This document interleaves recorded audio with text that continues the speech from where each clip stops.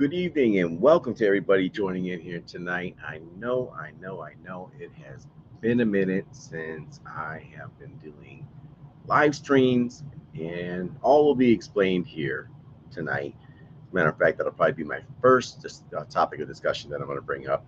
But I need to check something here now. All right, cool. Yeah, we got a lot of things to go over here tonight. Do I keep the? Do I do that? Maybe I do.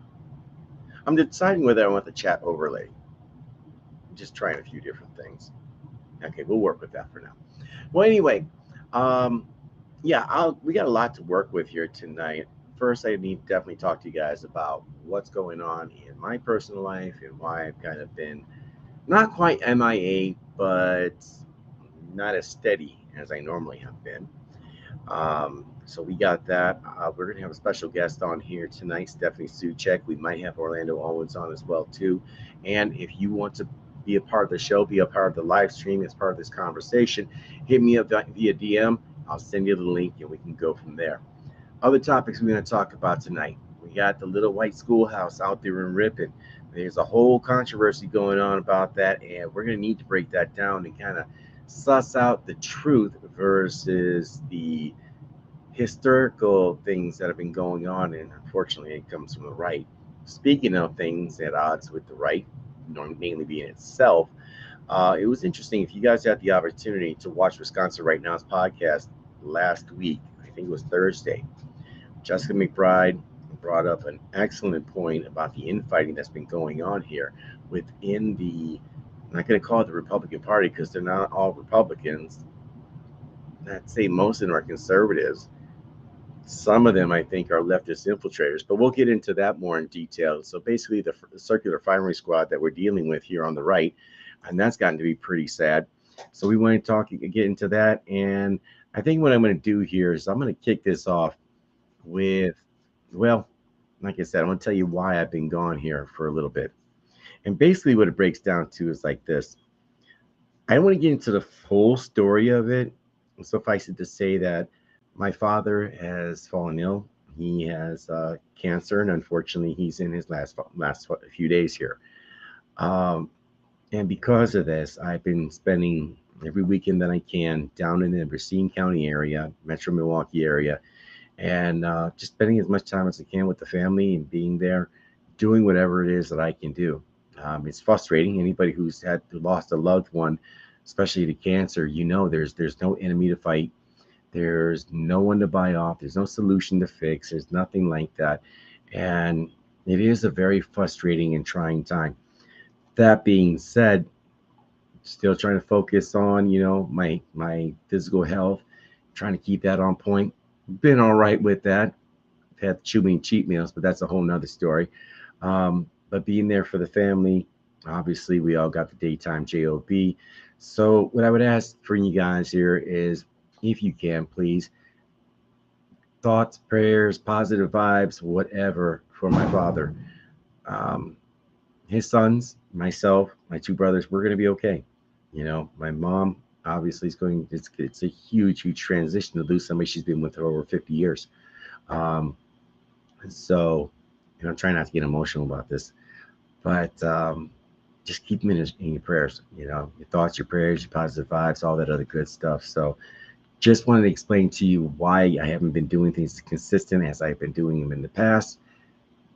Unfortunately, there is finality to this, so of course I will be back up on there. But if I'm kind of in and out, you know why. Now, without further ado, let us bring on our special guest here because we got so much to talk about tonight. I'm going to bring on Stephanie Soucek. Stephanie is, Hey, I don't know if I want to break out titles and stuff.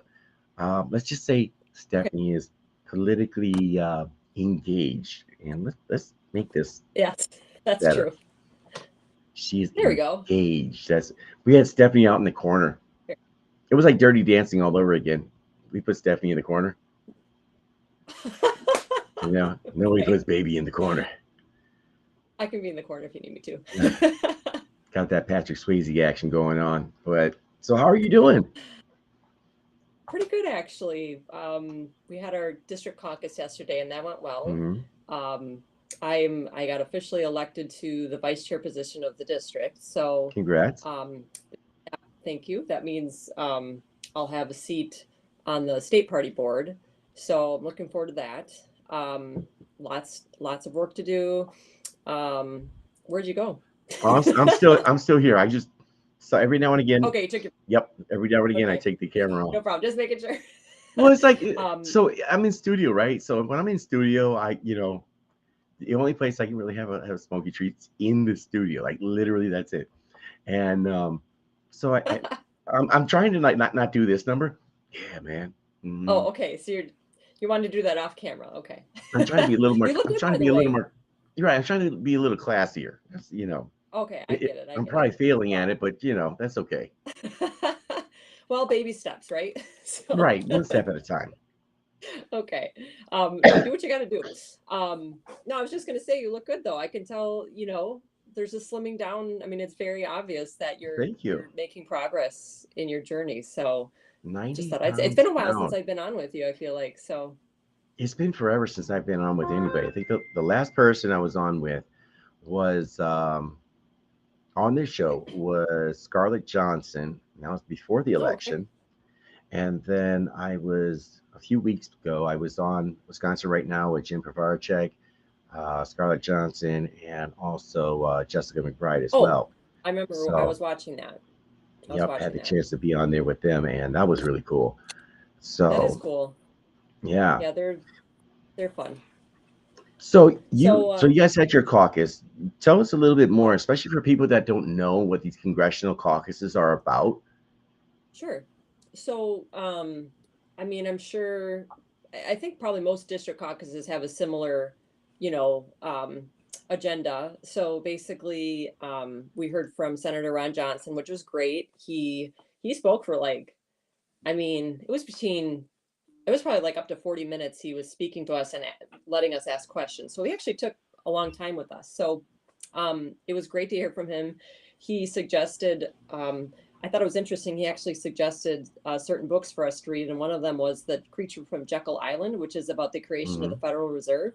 So I just thought that was interesting that he brought that up because I actually, I mean, I'm very, I've looked into like the Federal Reserve and all that Hmm. went into that, and how it started and all the shady stuff. So, anyways, um, but so besides, okay, so just to move on from that, so Ron Johnson spoke, and then our congressman, and then a few other legislators, and then we also do like where we assign people to committees, or rather vote Yep. for different type of committees that do things, different functions within the party.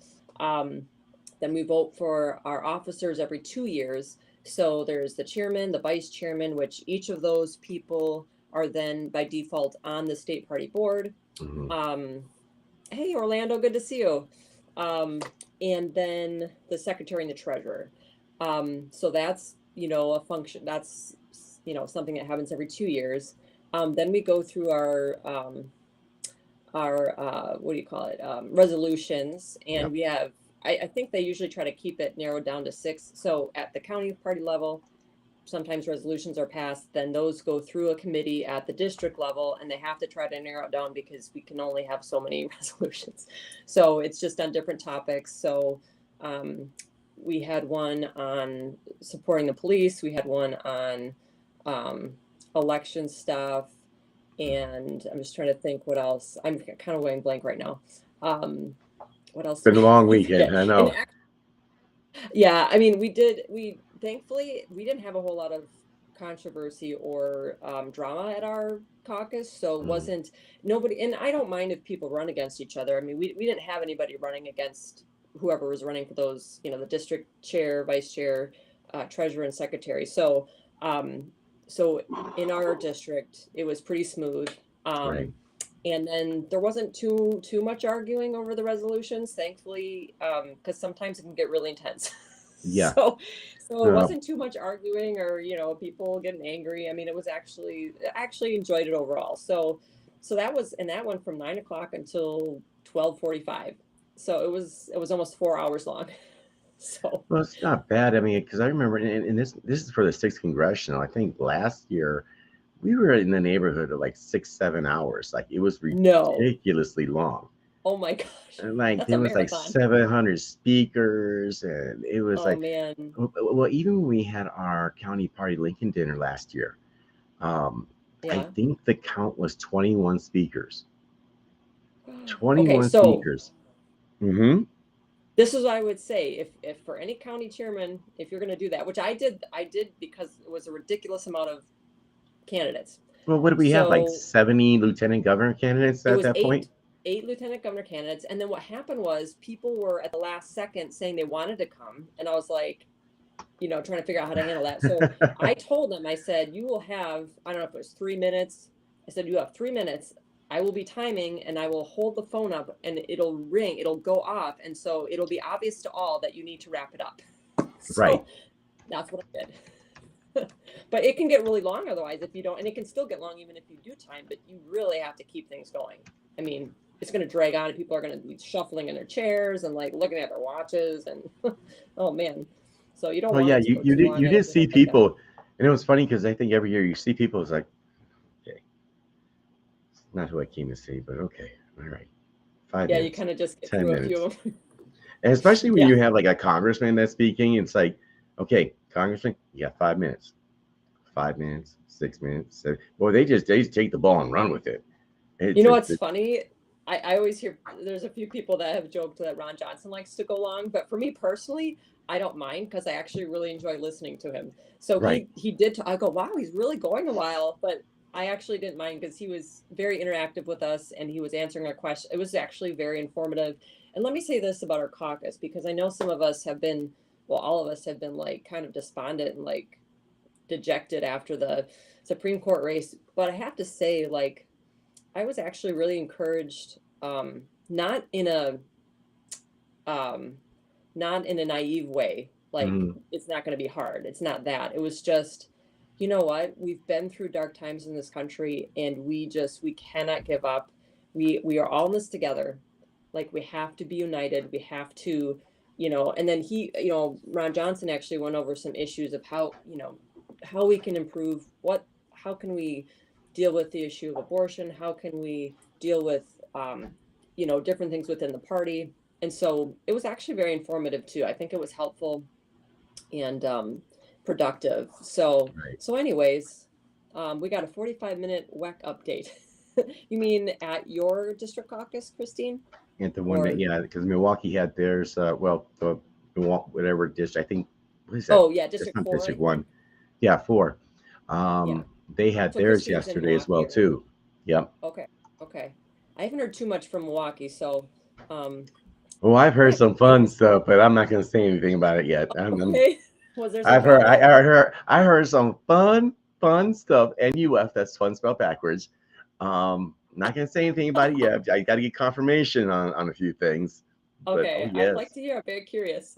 oh, good times are going to be Oh, had by all.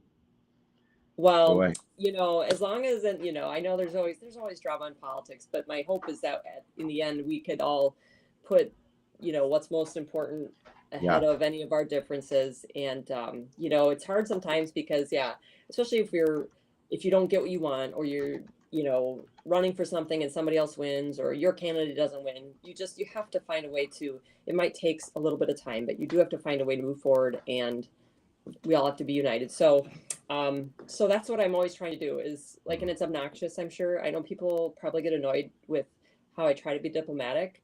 I don't I think there's a difference between, I don't mind people disagreeing and trying to work through, like, we're all going to have disagreements at times, but it's the sure. manner in which we disagree. It's the tone. Sometimes there's like this accusatory, like angry, like, just the personal attacks, the back and forth of just the tit for tat, just back and forth. Mhm. I don't know, I just see it so much that it just wears me down sometimes. So I'm always just trying to find that common ground between people and trying to bring people together. And it's not always easy, of course, but we just can't be divided and like at each other's throats. So I think it's just really important to focus, don't major on the minors, um, and focus on what we have in common. So This is actually a it really is. good transition And Okay. I really want to get into this here because if you had the opportunity to watch Wisconsin right now last week, I did watch Jessica Mc, some of it. I didn't watch oh all of it. yeah, Jessica McBride kind of went in, naming Oh, I names and did watch that everything. part. Yes. No, I And know which one you're. I yeah, watched I'm that. not gonna lie, I was like, you fired up. Look at you, go It was girl. very. That's what I'm talking about. Yes. But this is one of those areas where I feel that we've been experiencing this, and I think there are some people, especially within Southeast Wisconsin, that have blown this off for a long time because this is an issue that's been going on for at least 2 years. Okay. And this is part of this is because it's been given rise from the so-called patriot movement, which oftentimes I'll refer to it as the fake triot movement. And it's funny because they're going to get mad at me and start calling me a rhino. It's like, dude, I never said I was a Republican. It's in the name, Well, caramel conservative there, slaps. I. But obviously, when something doesn't affect you or impact you directly, it's easy to blow things off or say that, well, it's not just that, maybe that's just your experience. And unfortunately, I think for a lot of people in Southeast Wisconsin, anything outside of a 30-mile radius, they're not really aware of that. And Sure. when all of a sudden it impacts you, now this becomes an issue. Now, that Hmm. all being said, the verbal assaults, the insults, everything that Jessica has gotten from people is just unequivocally unacceptable and Well, to be condemned. we don't, and the thing is too, so like I don't always know like the full backstory on because I mean there are times where I hear both sides of something, Hmm. and there's times where I go, well, I think both sides could have handled that better. But there's times like so Jessica did make the point. Um, she claims she goes, you don't know like people watching don't know a lot of the messages she's received Sure. or the attacks or whatever. So I really don't know. It's true. So I don't know how it started. I don't know all the backstory of it. So I it's one of those things where well, let me give you an example. So in our own district, Hmm. there's been actually a few situations that were like intense within the district that I talked to one person about something and I was like, wow, that's like really like that's really bad what that other Yeah. group is doing. Well, then I talked to somebody else about it who I trust, and they filled me in a little bit more. And I go, oh, and somebody who's like not, way out there. She's Hmm. level-headed, whatever. And I go, oh, I didn't realize that like all of that part of Yeah. things was going on. And so I go, okay, well, I can see why they responded this way. So, it was able to be somewhat remedied, but there's sore feelings still. Hmm. I mean, so it's what I always say is there's usually two sides to a story, but sometimes one side might be more right than the other because some people do not handle themselves well, and it's just like the personal attacks are Yeah. just unnecessary when you disagree. You don't have to go that route if you have a disagreement, but Well, that's the way that some people operate. So I agree with that because I think there are people that were, and Jessica made this point that there are people that are cloud chasing. You have people that are trying to piggyback off of the work they done by leveling the insults and whatnot. And I'm fascinated because excuse me, I'm fascinated by this type of behavior. One, because I'm actually very good at it. It's like if you want to trade barbs, then that means whatever it is we're discussing, whatever issue that we're having, well, we're pretty much done with that. Now all we're doing is playing a game of Yo Mama. We're just sitting here right, talking trash. And right. I've been trained by the best. So it's like, I don't know if you really want to do that with me because at this point it's You can be quite fiery. right. It's just all personal attacks. Whereas where are we're supposed to be the party of, solutions, policy. We need to be the party of like storytelling so that way we can actually talk to Absolutely. people. But I think the bigger problem here is that, and this is something Jessica brings up, and I think it's a very good point. And this is why I like her point, but yet I don't. Mhm. Like, yeah, and let me tell you her point first. I'll tell you what I like and don't like about it. Yeah. Her point is because the attacks on people like her and Meg Ellison and others are so venomous. Why? And this is from people on supposedly on our side. Sure. Yep. This is why you're not seeing a lot of conservative females out here in, the podcast sphere, the live stream sphere. You don't see much of that. What do we really have here in Wisconsin other than Vicki McKenna, Meg Ellison? And obviously now we have Jessica McBride with Wisconsin Mhm. Right Now. We have yourself. And by the way, I'll tell anybody every day, all day, Stephanie Soucek elevates the conversation. That's your byline, by the way. Thank you. But why don't we have more of those? Now, I don't like that art. I don't like that point only for the fact is like our is it our reproductive organs making these opinions, or is it the person? I don't totally agree You with her on that necessarily. That I mean, I say in general, the reason why some Mhm. people don't want to put themselves out there in politics is because when you do, you can get viciously attacked and you can, get dragged through the mud and deal with a lot of trauma. And so I think in general that's the case. I don't know. I mean, I made a point on her post where I said, well, I said most of the men I've dealt with, or women, either way, Mhm. I guess. But when it comes to men, I haven't had too many men say anything derogatory towards me. I mean, within the party, yeah, you Yeah, get stupid comments online with random people who are like snarky. But I yeah. mean, just in general, like people that are supposed to be on our side in the party, I haven't dealt with that too much Mhm. myself.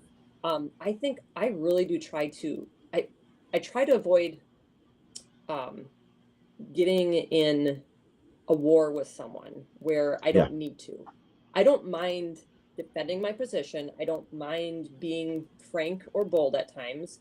Mhm. It's just I'm not like looking for a fight. And I think there's people out there that they can get set off easily about things or whatever. And I also just like my sister always jokes, like just let it roll off your back, like water off a duck's back. Water So off a I duck's back. Yeah. let it roll off and I'm like, okay, now does that mean I want to interact with that person that often? Probably not then. If they're going to be like irritating and agitating constantly, well, then I'm probably not going to interact with them much. But Yeah. I'm not trying to make enemies. And I think there's a smart way to handle some people within the party that I don't think it has to reach that level of, it doesn't have to escalate to the point it always does.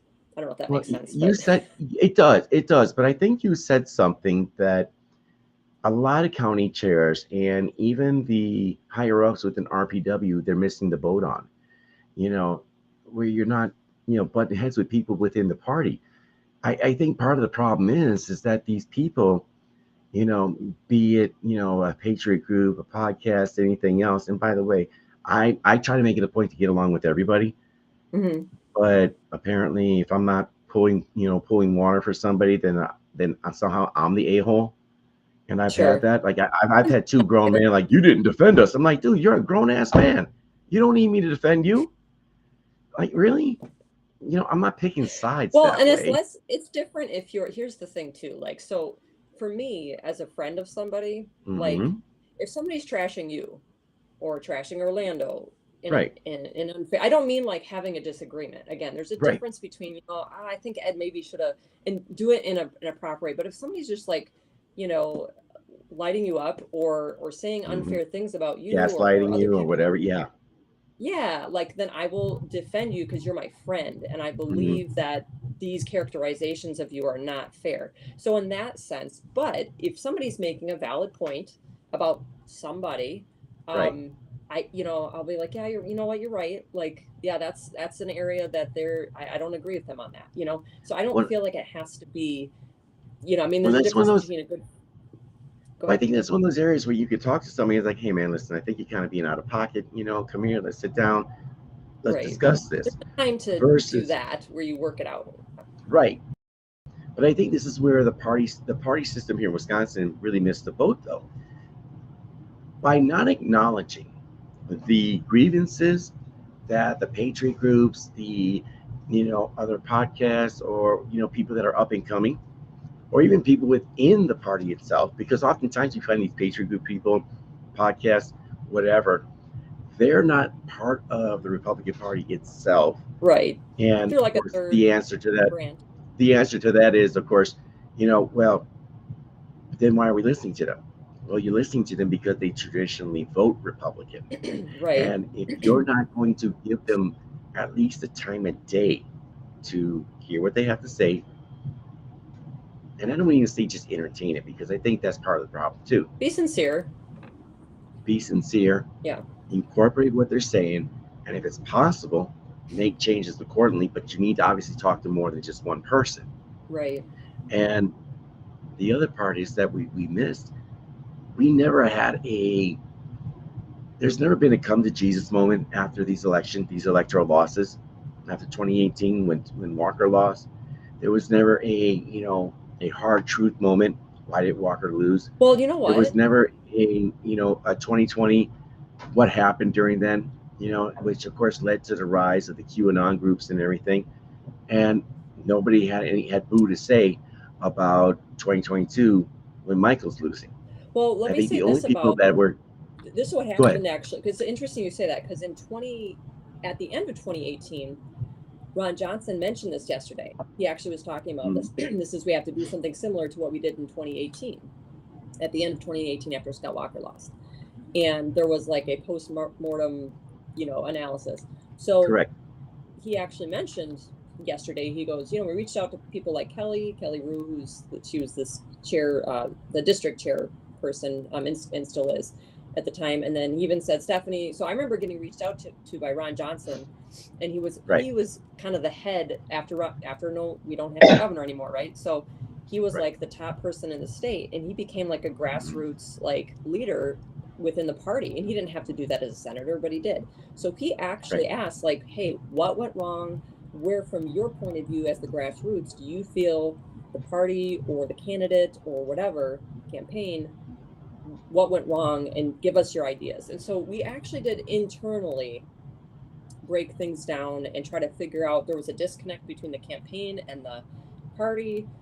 Too often consultants control things too much, and he doesn't like consultants. Ron Johnson's mentioned that many times. So, I mean, I'm not, there's some good people, on campaigns. Oh, I'm sure there is. Yeah, absolutely. Some of them can be out of touch a little bit with, like, what the focus should be, or what's important to people, or how to do things, whatever. So I think, there was discussion about that. And so, and you know what, Brian Hagedorn, we were able to help him win with I think it was a big grassroots movement. So, of course, there was a different dynamic then with Roe v. Wade not being overturned at that time, and that became a really big issue this time around. Much bigger than any of us had anticipated. Yeah, I think so. So, I mean, and there was just several, missteps, I think, within the campaign. And the other thing I would say is within the party, because I've had discussions with numerous people that are higher up, whatever, and I'm like, hey, how can we improve on fundraising? How can we improve on, do we need to improve our data? Is the data not as good as it could be? Now, if you want really good data, you need to raise a lot more money. Some of that is just the financial side. So, okay, so then we have to start with figuring out, how do we get more people on the financial side, big donors, willing to invest more? And so there's been discussions about that behind the scenes. I know I'm personally trying to figure that out myself, and trying to figure out what we can do as a party. And then the other side, of course, is campaigns. I mean, we can't totally control campaigns, obviously. We can try to influence them, but there's just also a different dynamic on our side. The Democrats kind of easily go along with whatever the party wants. Like, this is what we're going to do. We're going to support this candidate. But our party does not want our grassroots, I should say, does not want the state party telling other candidates behind the scenes to step down and make way for so-and-so. So I've heard that argument, but I mean, I don't think that Brian Schimming, that would have turned out well if he tried to do that, Right. So I don't agree with that argument. But then how do we fix the whole primary issue, where just the way that... part of the problem, though, is like you used the word, post-mortem. We didn't have the November 22 post-mortem. We didn't have, and we just jumped right into the Supreme Court race, and all of a sudden it's, hey, we need to vote early. Well, if you have 1 million people that are going to be voting Republican, right? And you've done nothing to grow that voter base, and I'm not saying anyone in particular, but all the focus is on the April election, the spring election, then all you're doing is shifting around money from one pocket to another. You're still left with 1 million voters. And I think that was one of the biggest problems right there, because we should be able to walk and chew gum. And we didn't do that. And because we didn't have that post-mortem, we never resolved anything between the patriot groups, the party so-called establishment, and God, I detest that word, establishment. We never had this sit down with, okay, why are these people disaffected? Now, Sure. granted, I think a lot of that has to deal with the whole Trump effect and everything. And Trump certainly didn't do any favors when he came in to Wisconsin and held his rally with Michaels. And nobody's ever talked about the whole Michaels campaign was essentially anybody but Rebecca. That's what that was. And I want someone to change my mind on that, but nobody's been able to do that to date. Sure. Well, and I think, and so I finish with this point. Until that happens, we are going to continue with the infighting. We're going to have these constant name calling battles, and it's not a good look going into 23, which is just a continuation going straight into 24. Sure. All eyes are going to be on us here in Wisconsin for the RNC convention, the first presidential debate, and we're one of 3 states for any Republican that needs to win. It's Wisconsin, it's Arizona. We are, Wisconsin is. We don't get our act together. Yeah, the nation is depending on us. Like, seriously, talk about pressure. Like, the nation is depending on us. And it's a very real, I mean, it's a very big deal. And so I think, so for me, again, I can deal with some in the patriot groups, because I think I do try to empathize with their frustrations, and I'm frustrated with some of the things they're frustrated with. So, I definitely can relate to some of that. I try to be a good listener. Now, there's times where they'll say things that I know aren't true, or they'll kind of characterize something a certain way, and I go, well, let me explain why I think that's wrong. There's things about the state party that people think that are literally not true. Like, because when you get involved long enough, like, no, that's actually not how that works. And so sometimes you try to explain. Let me just interject this. Yep. I always thought it was funny when people are like, well, it's what the party wants, selected, not elected. And I love Kevin Nicholson. I really do. I get along real good with him. Sure. But when you got everybody doing that, it was like, Kevin, what are you doing, man? Seriously? Well, it's selected, not elected. The thing is, okay, so what's interesting is from our district, and I've been kind of neutral in some ways, but because my own county and other counties in our district want to do away with the endorsement process at convention, I've been like, okay, I can understand your reason behind that. I'm not like hardcore, like, yeah, let's do it. I'm like, because I can understand why, like, so Scarlett Johnson, who's hardcore, like, conservative, patriotic, hard, fighter, whatever, she wanted to go to convention and endorse. She supported Rebecca Clayfish, and she was very much grassroots mom, whatever. She's not an elitist, so there's this characterization of like the elites going to the convention to crown their whoever it is. And it's a little bit, that's kind of a mischaracterization of how I see it. I don't see it quite like that. I do get that. Yeah, it's a smaller group of people. Well, and that's and that's the thing, because so I went to convention, and if anybody wants to consider me one of the elite, it's like, bro, that standard's real low, number one. And either RPW in any of its incarnations are either some of the most incompetent SOBs on the planet, because they lost 18 elections. Okay, well, first the candidate lost. Let's just be honest. RPW's influence is what, 1 to 3 points? That's the margin of error. Yeah, probably 3 points. No, Wisconsin, that's kind of a big deal. But yeah. So either RPW is some of the most incompetent SOBs and they can't like really pick winners and losers, or they're a bunch of people sitting in smoke-filled rooms smoking cigars like B-rate movie villains, like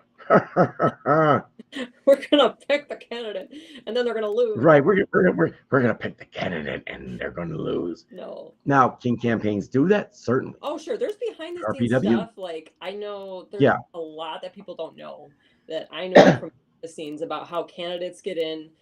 There's stuff that Hmm. goes on. However, the party itself, I can Not at all. you, it's not like literally the party, like the And state. that's right. And that's my point. It's like it's one or the other because it sure as hell can't be both. And in all reality, it ain't the incompetent ones. It ain't the movie villains. Somewhere in between. They're just trying to win at this point. You Sure. know. Well, let me say this. Let me say this about like, okay, so grassroots. These like so the grassroots, quote unquote, are like, the activists in our party who are very Hmm. much involved. So, okay. So in that sense, some people are like very much like, and I try not to be like this. Like, I don't want to be so entrenched that I'm in my own bubble. Like I want to Yes. be very grounded and well aware of reality around me and what the Hmm. climate is, what the political climate is, where people, normal people who, I don't say normal, the average person Go who to is not, grocery stores and stuff. Yeah, yeah, not absolutely. me, not somebody, not me, because I'm so plugged in that like I know way more that's going on than most people do because I'm so Hmm. involved. So what does the average person see? What are they thinking? What are they feeling? And so I try to just be in touch with that and don't forget about outside of our political bubble. So I think sometimes some of the grassroots do get in that place where they forget that not everybody else feels like strongly, or they don't, not everybody is aware of everything like you are because you're so plugged in. And so Yep. in that sense, yeah, but I wouldn't call people in the party elitists. Like, it's, get outside So your you bubble. said Whoever said something that. I think that definitely needs discussion Yeah. because so I was having a conversation with Jen, with my wife, and Hmm. she was talking about some work things, and I talk to a lot of different people on any given day, and even politically, we're like, man, how can people not get this? You look at the November 22 election, you look at the Supreme Court election. How could anybody in their right mind vote for Evers or Protasewicz? How Right. can anyone do that? The problem is, though, we're applying how we think, how we do things, and assuming other people think that way too, or they have the thought process, get from A to B to C the way we do. And I think that's one of the biggest mistakes right there because we're assuming people know what we know, Hmm. people are as involved as we are, and they care. When the Hmm. average person doesn't care, they vote because it's an obligation. And for the most part, that's why you get commercials. Commercials work, you know. Well, and you can, I mean, so I've always, at like the past few years, I've been trying to reach more people in our community as a party, get ourselves out there more. Mhm. Like this last election, we did like the most we've ever done for a Supreme Court race. Like we did all sorts of ads, like digital in the Yeah. newspaper, the radio, postcards, reached out to people who had just moved in the community, and the phone calls, and we didn't do as much door knocking, but try to do all those different things. And Dan Kelly did increase his vote by 2% from 2020. Hmm. So he did increase. I think it was I did the math, it was 912 more votes in our Okay. county, but it still wasn't enough. So he did increase his vote total by, I think it was 125,000 from Mm. 2020, but clearly it wasn't enough by a long shot. So whatever, I mean, you know, I think there was, and I've kind of read why people voted the way they did, and I'd like to look at the breakdown of the data better or more Yeah. closely. Um, I do think, I mean, I know abortion played a role. I don't know how much. Like, I'm very curious to see how much of a role that played. Um, but those ads were shaping the narrative on Dan Kelly early on until maybe a couple weeks before the election, and people Hmm. had already started voting before that. So a couple weeks before the election is when Dan Kelly started getting ads online or TV, Right. and it just it was they were behind enough that it was hard to catch up. I mean, at that point. Even So with the encouragement of early voting from the Republican side, what are your thoughts on And I think this played a much bigger factor, and I don't see anybody really saying anything about it. You could put a baked potato out there with a D behind it, and you're going to have a bunch of people, especially within the metro areas, that are going to vote for it.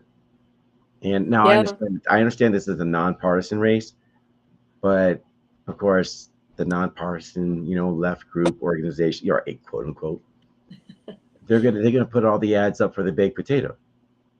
yeah. I think Well, that plays a bigger factor in any election than people give credit for.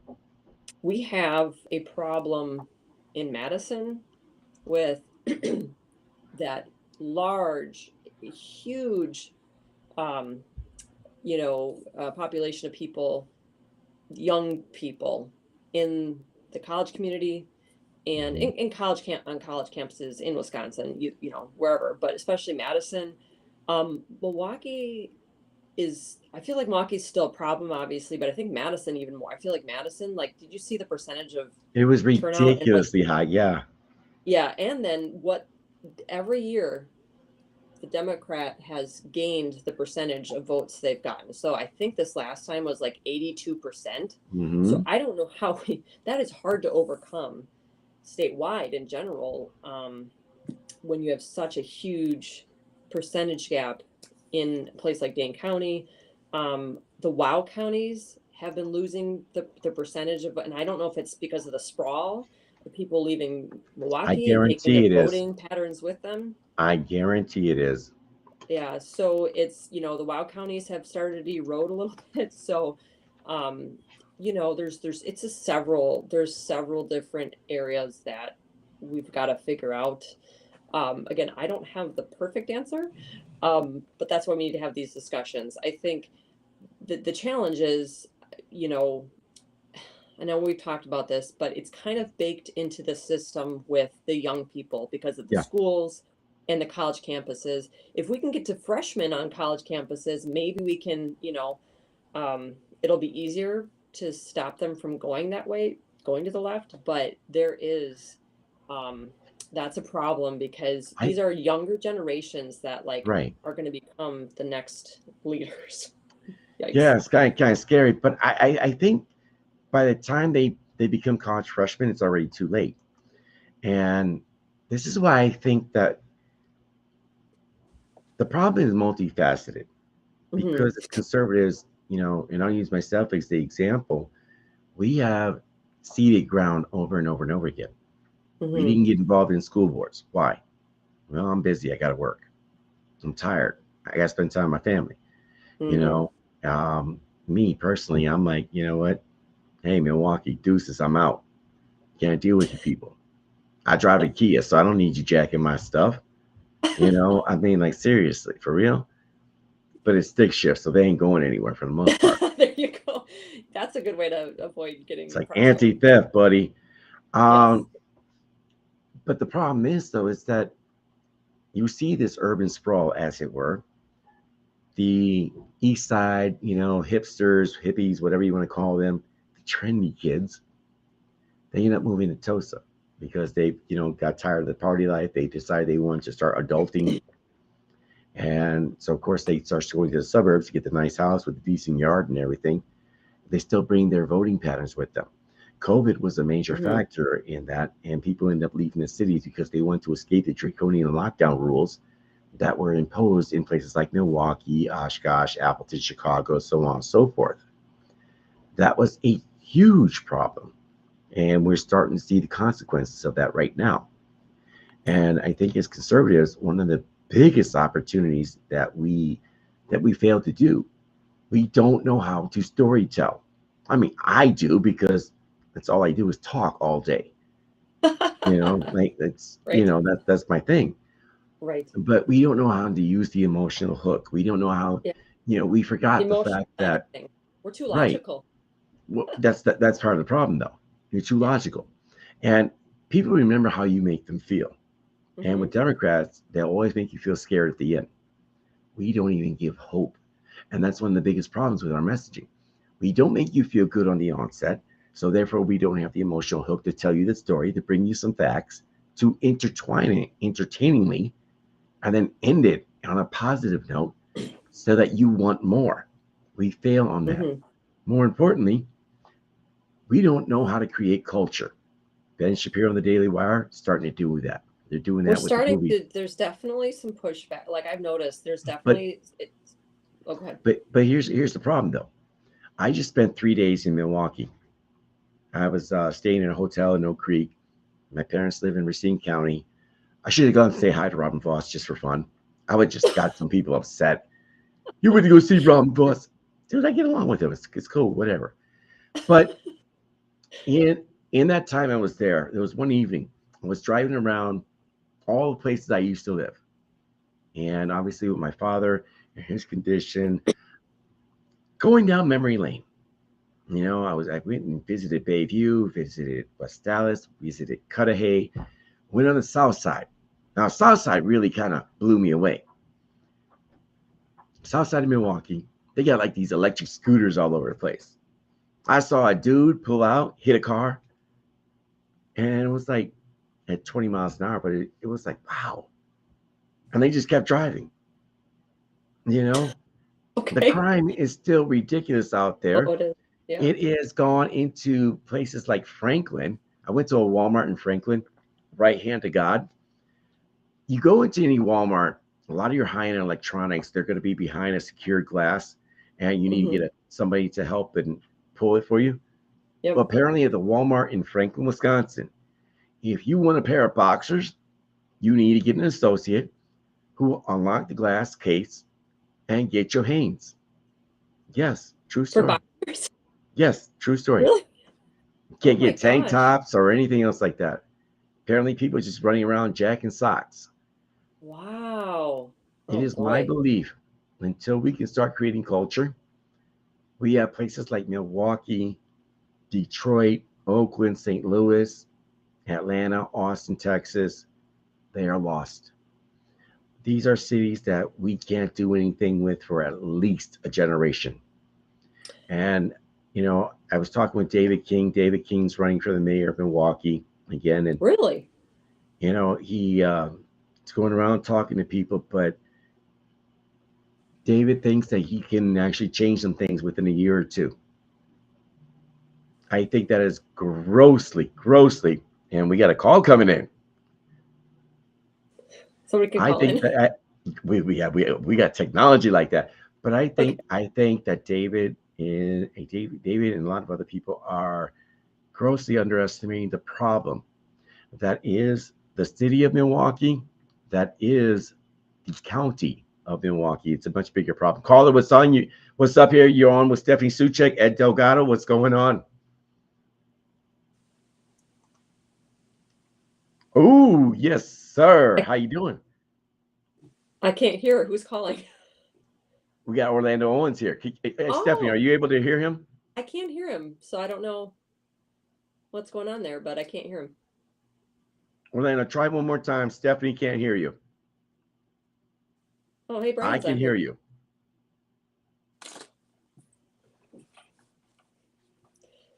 If you guys are in the chat room, let me know if you can hear Orlando here.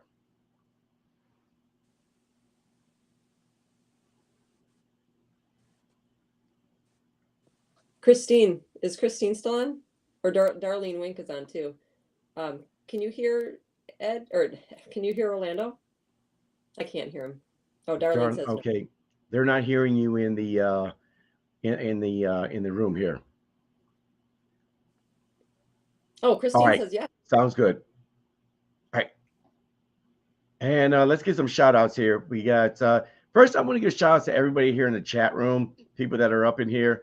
Obviously, we got Orlando Owens. He's trying to call back in. We got Christine Klug up in here. Patrick Johnson, what's going on? Darlene Wink. Darlene's got some stuff here. We got to get back to some of these comments here. Conservative women in my own family voted for Janet Protasiewicz because of her stand on women's right to choose. I think abortion played a huge role. You are right, it did. But if you voted for Janet, are you really a conservative? It's just a question, not trying to get your ire. Darlene also mentioned here we lost the suburbs in Milwaukee in 2023, I believe, due to due to women voting on the abortion issue. Good point. Christine mentioned in here, I think stats show college students just don't care about politics. That's because they're NPCs. We got RPW chairman here in the house. Brian Shimmy, how are you, sir? Good to see you as always. I'm not sure what he was trying to say there. I don't know, but You. you guys. Oh, you. Much like Roman Reigns, we will acknowledge him. Let's see, Darlene Wink. Let's see here. Look how the conservative referendums fared statewide. People agree with us on the majority of issues, but our candidates never addressed the issue of the abortion issue. Ed, you were in Cudahy and you didn't stop to see me. Hey, Kimberly. I was in Cudahy and drove by some townhouses that I used to live in, and then RIP, I had to drive by the old Rolero. Many good times were had. Many good times. And then we got Kimberly Lynn. Kim, always good to see you here. So tell me, Ed, because you were your title was talking about the House, the Republican, where the Republican Party started, where it was born. Beautiful transition. I absolutely love that. Just so on my way home, and shout out Misty, what's going on? Good to see you here tonight. So on my way home today, I went to Fond du Lac, stopped off at my favorite pizzeria. Yes, I cheated on the diet. And good for you. Oh man, not gonna lie. I mean, I love ribeye. I love steak of all forms. I love chicken. I love pork. But I needed a pizza. I'm just, So anyway, New York style pizza's off the hook. But anyway, so when I'm in Fond du Lac, there's a on the main drag there on exit 99. If you go westbound, it's going to take you directly through Ripon.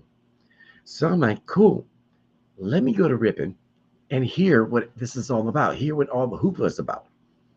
Now, I got a few stories pulled up on here, and I think there's some controversy for certain. But I think there's a lot of statements that are going out there that are kind of out of pocket. Now, the Little White Schoolhouse has been moved, to my understanding, I could be wrong. This is the 6th time it has been moved since its original building. And when I went to drive by it, it's on the main drag in Fond du Lac. So, or not Fond du Lac, it's Fond du Lac Road. But Ripon is divided into 2 spots. You have the east side, which incorporates the high school, the college, residentials, and everything else like that. And then you have the west side, which is more business, industrial. You've got Webster's, Culver's, KFC, Taco Bell. It's big enough to have a big box store and a couple of dealerships. And as it was explained to me, the Little White Schoolhouse was put between a Culver's and a car dealership. Well, haven't been there today. I'm here to report that is not true. Well, not entirely. Okay. That is not entirely true. Because if you have a Culver's on one side of the road, and about a mile down the road, you have a car dealership, that's true. No. The Little White Schoolhouse right now is situated between a Theta Care medical facility and a credit union. Now, somebody informed me that credit union, that is, I guess it's not functioning right now, and the credit union is going to be demolished, and that land is going to be part of the Little White Schoolhouse, because apparently there's going to be 2.97 acres for the Little White Schoolhouse right there. Now, when I saw the Little White Schoolhouse and I took the picture, a bit disheveled. I'd be disheveled too if I was a building and you move me from point A to point B. But I'm sure they got to do foundational work. They got to put stairs in. It didn't look like it was complete in what they were doing. So as I'm looking at this, and I understand there's an issue with the historic significance of it as far as a landmark is concerned. Yes, there's something about that. My understanding on this here is that there's two different things going on at play here for this thing. So Okay. you have, and I want to find this, the National Registry of Historic Places, and then you have the National Historic Landmarks. So they're two separate programs, according to the Interior Director here, um, and according to the Commonwealth Ripon Press. This is what they're saying. Claims that the Ripon's Little White Schoolhouse has been removed as a national landmark are untrue. Thursday afternoon, a Department of Interior official confirmed that the famed birthplace of the Republican Party remains on the national landmark list of the nation's historic sites worthy of preservation. The information comes from Sherry Fair, the Chief Deputy Keeper of the National Registry of Historic Places and Historic Landmark Program. But then they go on to say that these are two different programs. Now, the question here is that if this is not done correctly, it loses its standing, I think, on the National Registry of Historic Places. But it will keep its DHL designation. So my concern about this is that with all the histrionics going on, are the people that are up in arms about this, are you being intellectually honest about this? Because I don't think we want to get people riled up for nothing. Because I think in some ways, its location right now, and who was that? The former senator out in that area. Let me find out who that was. It's a name I should know. Everybody knows it. He's actually on the board. He's actually on the board of for the Little White Schoolhouse here. Let me find his name. Luther Olson. Oh, Luther Olson said this. He goes, one of the things this property gives us is that it is in the center of the main drag, said Luther Olson, a former state senator who is on the board of the Little White Schoolhouse. What's important is not where it is at, but what happened in it, the start of the Republican Party. And by the way, let's welcome Orlando Owens up in here. What's going on, brother? How you doing tonight? I'm good, man. Trying to get my backdrop working, but can you guys hear me right now? I hear you loud and clear.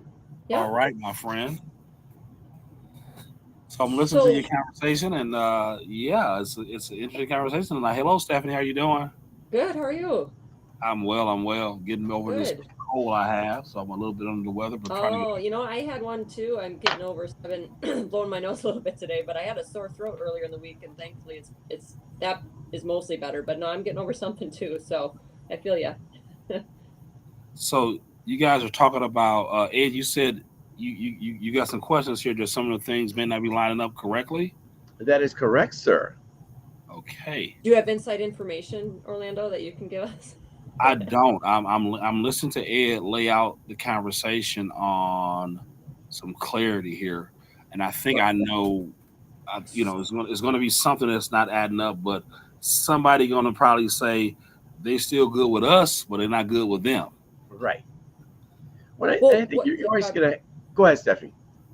Oh yeah, I was just going to say, because I kind of scrolled through because there was something Senator Ron Johnson made a statement about this, and.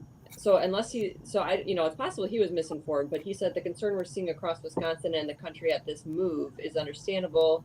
Rep. Grothman and I will be promptly sending a letter to the NPS requesting it reinstate the schoolhouse's obvious and appropriate historical designation. So I don't know if was something temporarily, well, apparently if the national, let me get because I want to say this correctly. Yeah. If this is moved improperly, let's find out what it's called again. The National Landmark, the National Historic Landmark, the NHL, that's right, but the National Register of Historic Places, if it's moved without the proper procedure, then automatically that's supposed to happen. That's supposed to be taken off automatically. However, at the time of this conversation, that has not been done. Now, can that change tomorrow at the start of business? Possibly. But its NHL status is not going to change.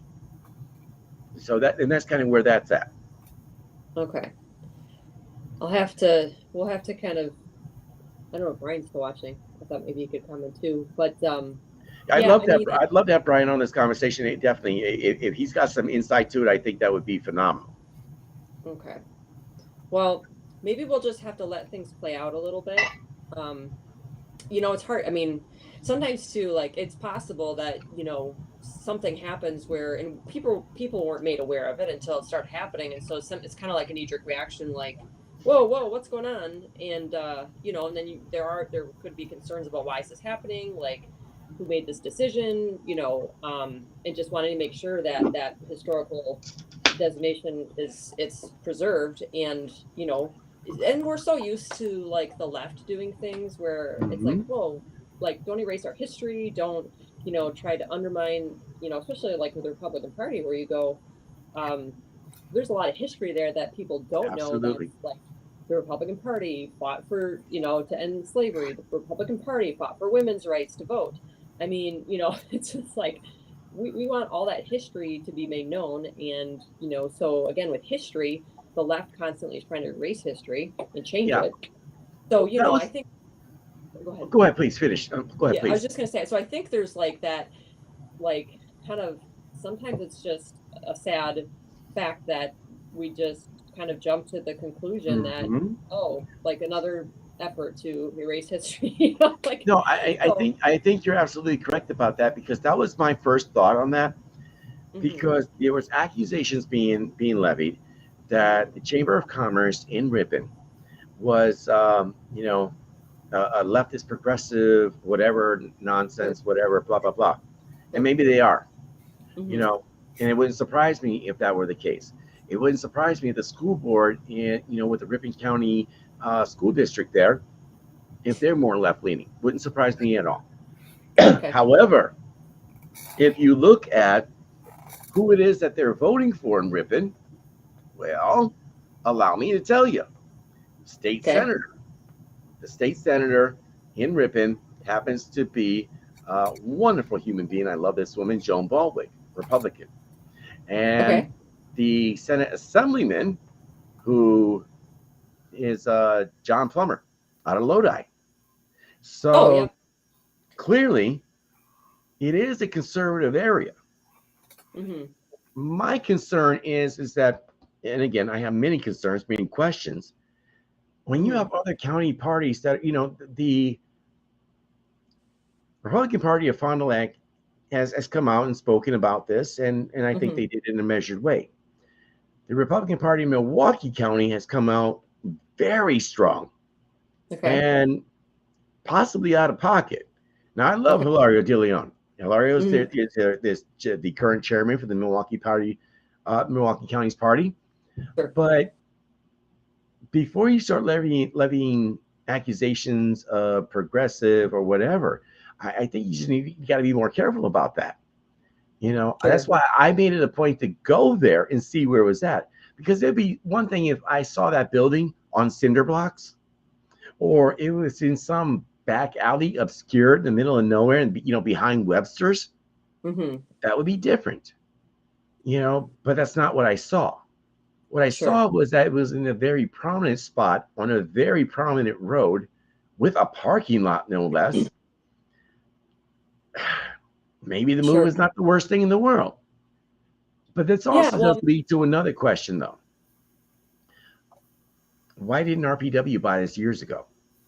The land, the building, everything. Now, I don't know. I understand the city of Ripon might want to hold it for historic significance. I get that, but being that it's the birthplace of the Republican Party, you might want to have some ownership on that. And if not RPW, the RNC nationally. And if not the RNC nationally, as a joint venture between the two organizations. I understand that maybe that's not the biggest priority, but it's funny how things that aren't a priority all of a sudden become a priority when time of crisis happens. Well, and I don't know if, I mean, I wouldn't know, like, is that something That's where, even doable. I don't know the legal, you know, as far Yeah. as like who has the authority to sell that, or, how that would happen. My but understanding was the yeah, Chamber of that's Commerce been owns it. Yeah. Yeah. So, but that's an interesting thought. I haven't actually even thought of that. So, Orlando, do you have any thoughts on this or? Well, I just know that um, I think as I understand more and more of the layers of the story, I'm becoming more okay with some aspects. Uh, Mhm. Mhm. once you know better, you're supposed to do better, right? Yeah. I have no problem with them moving the site because the schoolhouse has been moved before. As long as it keeps its uh, Historic. historical labeling Mhm. and to Ed's point, this place where it is may be a good place for foot traffic and that type of traffic as long as it keeps its classifications Yeah. Right. and so It had a decent parking lot. I mean, that was the cool thing. I think that's important. I think that we always want to be slow to judge. So I'm Mhm. always kind of slow to. I want to get the information before I jump too fast, too headlong. Right. I know Luther Orson, if I'm not mistaken, he's a long time Republican, right? That he is. Yes, sir. So I would Yeah. wonder why he didn't alert more people Yeah. sooner. I would think that would have been a Um, good idea. like I say, we got a problem here, unless he thought the move was going to be, and it does sound like these things happened really quickly when it should not have happened, needed to move that fast. When the board found out their move didn't qualify as a place of historical location, Mhm. and the board should have made some other, like, well, hold up, let's cancel the move, let's tell the new landlord, which is the Boys and Girls Club, Yeah. like, we need some more time to find a location that meets the criteria, and don't even call for the for the movers. But I guess in this case they've already bought the land, I'm assuming, where it is now. Correct. They can let The the land for his current location was donated, believe it or not. They can you can move the schoolhouse, let it sit there. The Y and the Boys and Girls Club can start their construction, Hmm. you know. But I think it seems to me, I don't know. I think there were some definitely there are some balls that were dropped. How you fix it again? I think cooler heads have to prevail. Yeah. Have to calm down. Can't get anywhere a lot with a lot of name calling. Let's slow down. Let's figure out what happened and what's our next best move. Let our next move be our best move. And Let let Hey, me Ed, Yeah, let real me so throw quick, this Ed, here real just quick. Let me throw this real quick too. When you're dealing with a land transaction, unless you're dealing with the cash deal, like I bought some property. We bought some property here a couple years back, and we did the transaction, and it was done within a week. Because you have to go through title and all this other stuff, make sure it's clear, all that stuff. Chances are the Boys and Girls Club, they're financing what they're doing. So you're dealing with closings and everything else. Anybody who's bought property, whether as a business or as an individual, you're not going to close on a new property and you're financing it within 30 days. Generally, you're looking at what, 2, 3 months, I mean, if you're trying to do it, real quick, 45 at tops. So this was in the works for some time. My question is why didn't the assemblyman know what was going on? State Senator Joan Baldwin, somebody should have had some knowledge about this. And then, of course, like we said, Luther Olson, having been a former state senator, that could have been something.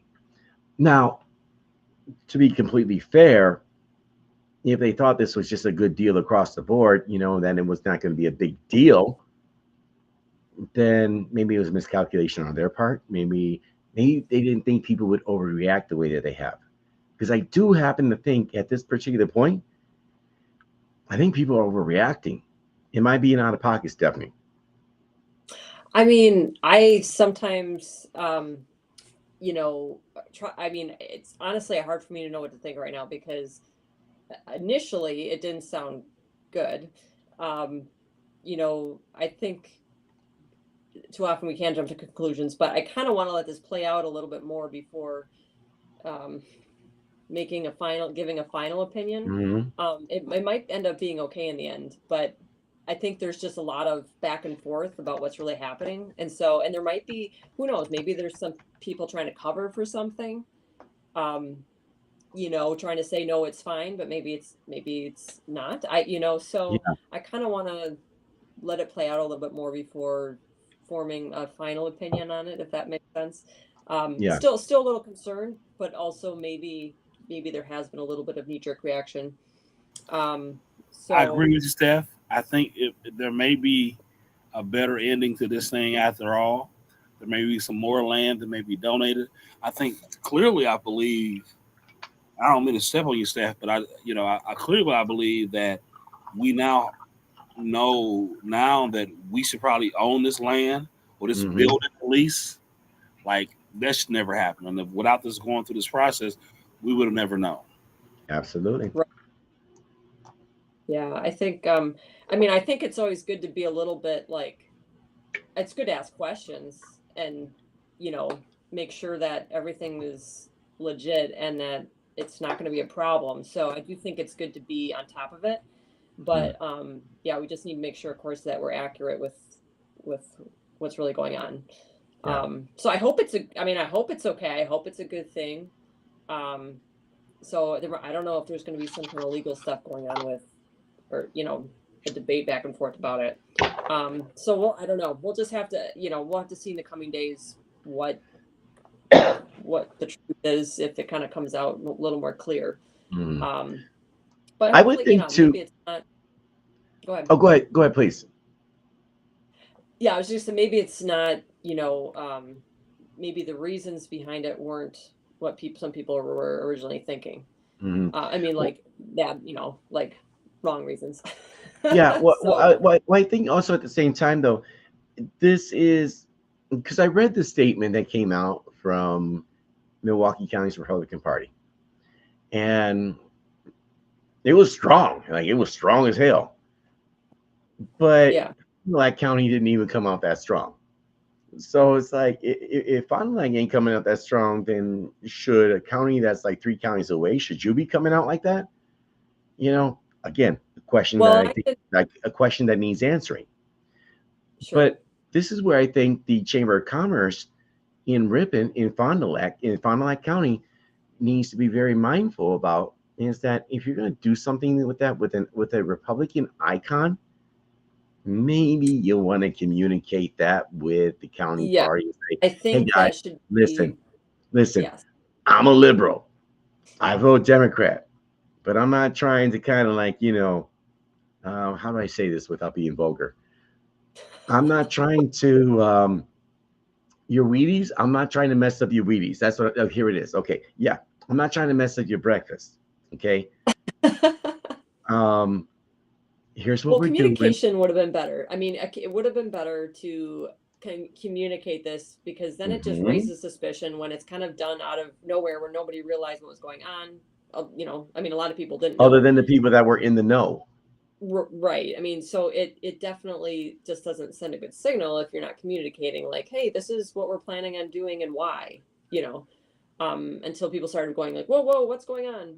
So it just is always better to be open and communicating about something that big of a deal, Well, let's ask this question then. We know Luther Olson, former state senator, sits on the board of the Little White Schoolhouse. Clearly, the board had to have known something. They could have said something. I would hope so. If they didn't, then that would be a problem. Well, not only would that be a problem, but that would be gross negligence. Right. That would borderline incompetence on the entire board's part for what was going on. And again, I could be completely wrong about this, but I don't think I am. Yeah, well, the Republican Party itself, you would think, I don't know. I would think it should be informed. Somebody within the party should be informed if that kind of thing is happening. I don't know. That just makes sense to me that you communicate that, just so there isn't this like confusion, so. And let me make this clear too. When I say, shouldn't have RPW have been involved, have bought this or something at some point.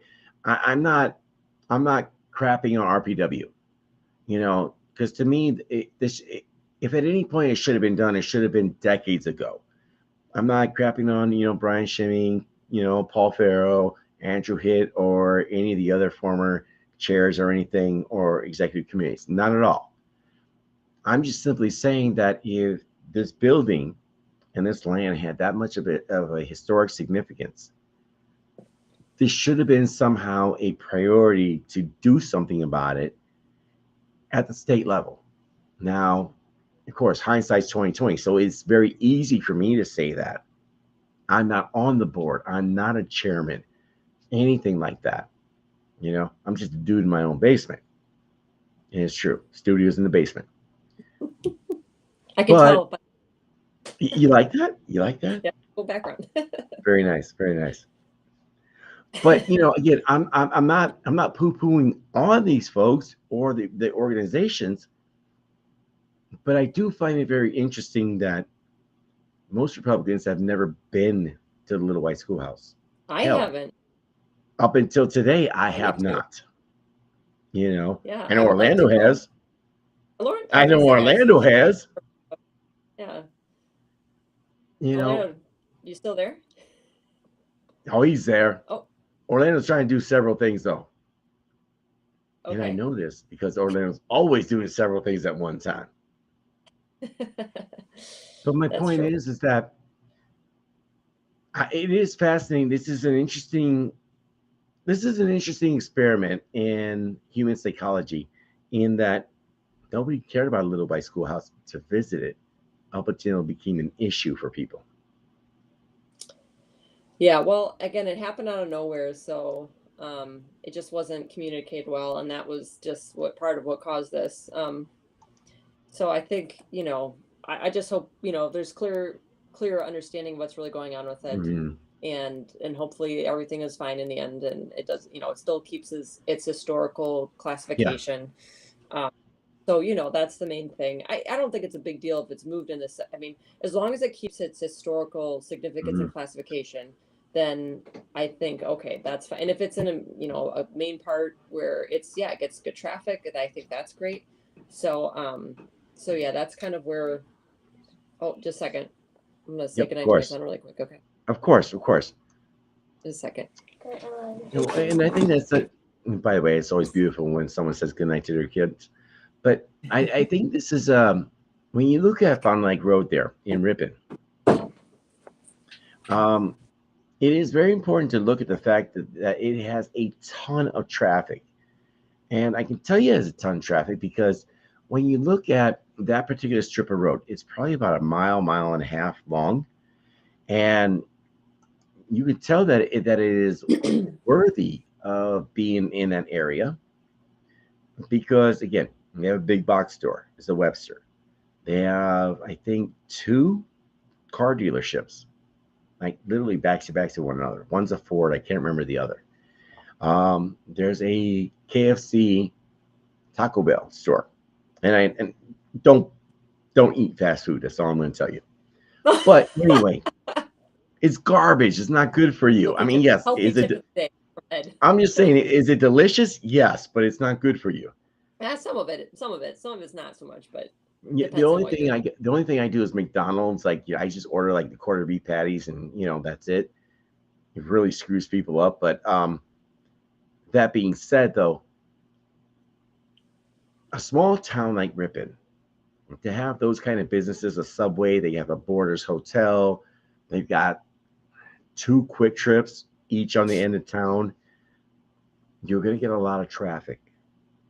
And being on Fond du Lac Road, Little White Schoolhouse is in a prime position to get more notice, more eyes, and hopefully more visits.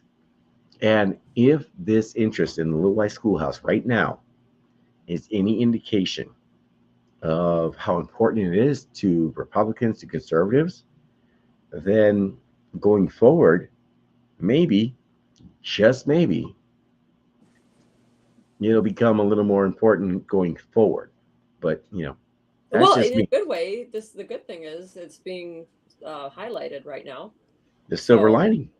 yeah, I mean, it's definitely being discussed and talked about and brought to light. So I think, so again, hopefully it all works out okay in the end. And just next time, or I mean, not next time, but just for future reference when doing something like this, communication is important. Put it that way.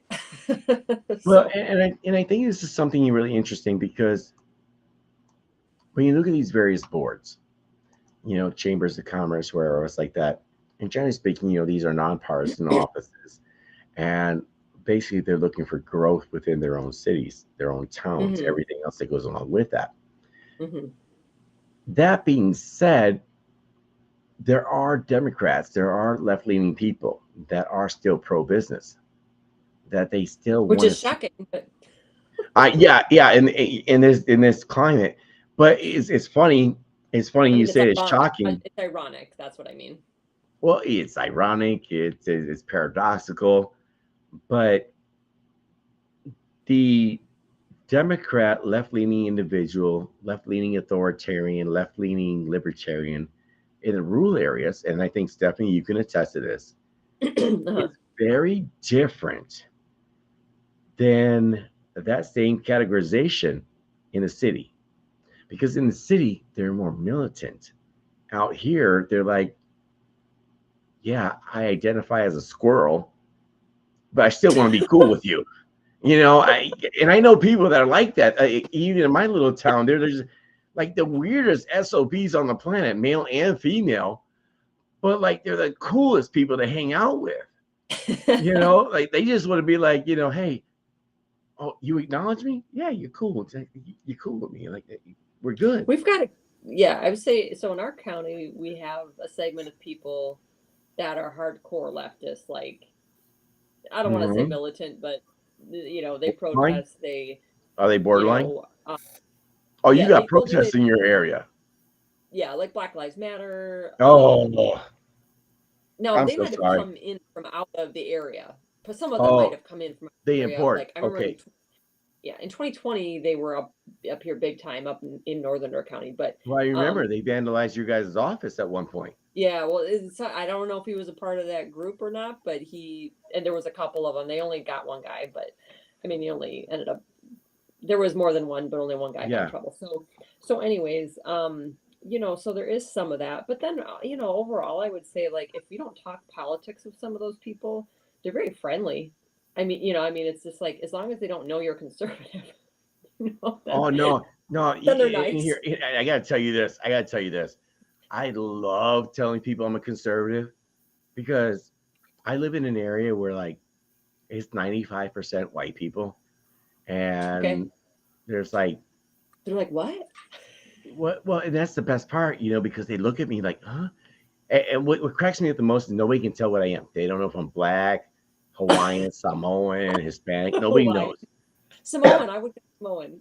Oh yeah, and it's awesome. And I was telling some friends of mine on Friday, out here, if there's two minorities, doesn't matter, Hispanic or black in particular, and we don't know each other, we'll literally walk by one another and do this number. So, or we'll just look at each other like, we'll just look at each other like this. Acknowledgement. We just look at it like this, just a little Yeah. nod, and it's like, yeah, they got you too, huh? They got you too. And here's the funniest part: Yeah. the black guy that I know here in my town, real cool dude. Like, and I'm pretty The black sure, guy, I know. right? Because there's like one black guy in my town, right? And like I'm like the only Puerto Rican, and this is just awesome. But this dude, right? We just kind of nod at each other, and we both made assumptions about each other. It's like, yeah, you got a white wife? Yeah, I got a white wife. We didn't even say that. My wife is white. His wife is white. And it's just one of those things like, yeah, they got you too, huh? All right, we're in this boat together here. And it is the funniest thing in the world because and I was explaining this to my friends, and I was like, but that also works the same when you have like two alpha males and they don't want to look weak amongst anybody, but they want to acknowledge you like, dude, I really want to hang out with you, but I don't want to look weak and be like, like anything like that. So I'm just gonna be like, sup. And you just be like, sup. It's just I don't the think women do funniest that. thing. No, women just kind of like side eye, and yo, we got Orlando on video. Let's get him up on here. Wait, Orlando. Wait. I gotta introduce this right. I gotta start getting theme music here on video. Orlando might got the green screen on point because I heard him rustling. We all did. Orlando, let's see this here. Orlando went rustic up in here. Yes, sir. I don't know if it's gonna work, but that light is not right, so I don't know. Get find out what wattage you have for your light, and if that doesn't work, get a ring light and dim it in front of you so it goes toward you. Okay. But very smooth, very nice. We'll make it work for tonight, I guess. I don't know. Looks good though. Are you working green screen or is this the basement? Basement, brother. Oh, not good. So generally speaking, I'm not a fan of wood in general. Partially because I live in the middle of nowhere and everything is wood out here. But that's some beautiful woodwork you got there. Hey, thank you, brother. Thank you. God is able. I'm just saying, game acknowledges game. I'm just saying, bro. I've been hearing. I was on a phone call. Yes, sir. We just had some raucous caucus stuff, but it is what it is. We'll figure it out. Yeah. But I was listening to your calls, some of your comments about some of the topics. The abortion issue. I see Chris. He said it's better than. Hey, it's warm in the garage now. Nah, let me tell you. And before you get into your stuff, Orlando, I gotta say this. Okay. Now I'm Central Wisconsin, and right now, for me, if I was to get soda and put it in the garage, it is perfect because I don't have to occupy space in my refrigerator. And I can put it in the garage, and it comes this nice chilling cold that when you pop one open, it touches the soul. It's beautiful. However, when it is really cold outside, let's say it's like 20 degrees outside, it's like -20 in my garage. And it is unbearably cold. And in the summertime, oh my God. So you freezes. In my summertime, I got sodas exploding. Gas tanks blowing up. Like I can't put anything flammable in my garage. Yes. Like I'll go walk into the garage. Like my house is nice, it's comfortable. I go into the garage.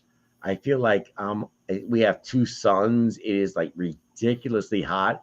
So like if it's 80 degrees, it's like 110 degrees in my garage. I don't know why that is. It just is. The wind blowing. It's just hot. Oh. It's just hot. Well, yeah, but with the wind blows in my area, it's disrespectful, just totally disrespectful. But it's not enough, never enough. No, sir. But you've been having some calls in the caucuses, a lot of ruckus. What's going on, man? It's just it is the process of being in organizations. I see that Mark Robinson just announced he's running for governor. Okay, I like that. Him and I have a lot of things in common. Wait, governor in 28? 26? I want to say it's 24. Wait, what state? This is South Carolina. Okay. Yes, sir. Okay. Mark Robinson. You threw me off only simply because I'm hyper focused on Wisconsin, but yes, sir. Okay. So, it's just the internal stuff that you deal with. We were talking about a little bit of, how do you change and mold and direct an organization, and new people coming in, and you have new ideas coming. You have new invigorated fire. I'm one of those ones who were in the organization, but now after years of kind of I would say maybe biting my tongue a little bit. I'm a little bit more vocal now, and that doesn't always sit well with people. And we're at these crossroads, and we're at these tough conversations. Um, and you have to navigate on what people think of you, which some he's not going far enough, or he's just trying to stop and block. And one of the best things that I can say, that I'm never going to be part of any mess. I just don't Mhm. like mess, and I don't like liars and people who lack integrity. So those are like my major things. Almost anything else I can probably work with, but there are some core principles and values. Like I'm not gonna lie for nobody. I ain't gonna cover up for nobody. I don't Nope. like to be around mess, and mess can be whatever you want to put in that blank. So you got to deal with it. You got to figure out what you can deal with, what you can't deal with. We're battling now here in the city of Milwaukee of trying to move. If you know our numbers, and we're having a meeting probably next week or the week after. We actually dropped in Milwaukee County to 27%, and that's Wait, not wait, going wait, wait, wait, wait, wait, wait, wait, wait. You dropped 27% in the spring election? to 27 from roughly our 30 that we kind of get without Okay. even really doing a lot of effort. We dropped to 27, and so we have to come up with Wow. a plan. And so I'm looking at our county now. I want to. I view myself as a strategist and how Hmm. to connect and figure out ways. I'm not for the fame. I'm not here for the position or the title, but I am here to get wins. And let's be honest about it. One of the things that I'm I'm very concerned about, if we can have an honest discussion about the things that separate us, and every time you bring up the issue of why people are divided, the next response is, well, you're trying to tear us down. It's like having an Hmm. argument with someone you love, right? Or you have a situation with someone you love, you care about, right? But every time you bring up, like, let's talk about the issue, the other person said, well, there you go again. You're You don't trying to love me. again. You're trying to pick a fight again. Like, Yeah. wait a minute. We Hmm. never addressed what drove us to the fight in the first place. And us having a few days of us, because the sun is shining, doesn't mean the issue isn't there. So we need to have an honest conversation of what the issue is, right? And let's not denigrate people or attack people by saying we ain't forgot what the issues are. We got to fix this, right? And there's so many people who saying, well, you're trying to divide the party. You're trying to cause a rift. Like, no, the rift is already there. The My rip is bigger than you realize. let's deal with the riff. Let's not pretend it's not there. Someone said, let's keep it real. Yeah, I think Ed said, let's be transparent. Let's deal with it like you would do with any stressful relationship. You can't pretend the issue's not there. You get a couple of days of sunlight in the sun, and you think it's all good because she made you dinner. She ain't forgot what the problem is. Well, it's kind of like last week, we had Wife several never. days in the 80s, and then we're all salty because we're in the 40s today. Yeah, yeah, it's Wisconsin. She's bipolar. So we You got to deal chose with her. it. We got to You, deal with the Republican Party. And Ed and Stephanie, I've been on you guys' platforms before. I think clearly there is a difference between what we call the grassroots GOP, what is the grassroots patriot groups, and what is the grassroots maybe just any other person who doesn't identify themselves in either one. I think we need to respect everybody's difference. I can tell you, man, we're running for the state party uh, nomination. I'm the only candidate that got the state party's endorsement and the Patriot Party endorsement. And I yet mhm, to have people ask me how did you do that? I've yet to yeah. have people ask me that question. Um, but what I can tell you is because I listened to a lot of people and did not cause judgment or did not disregard anybody's voice on what their concern was.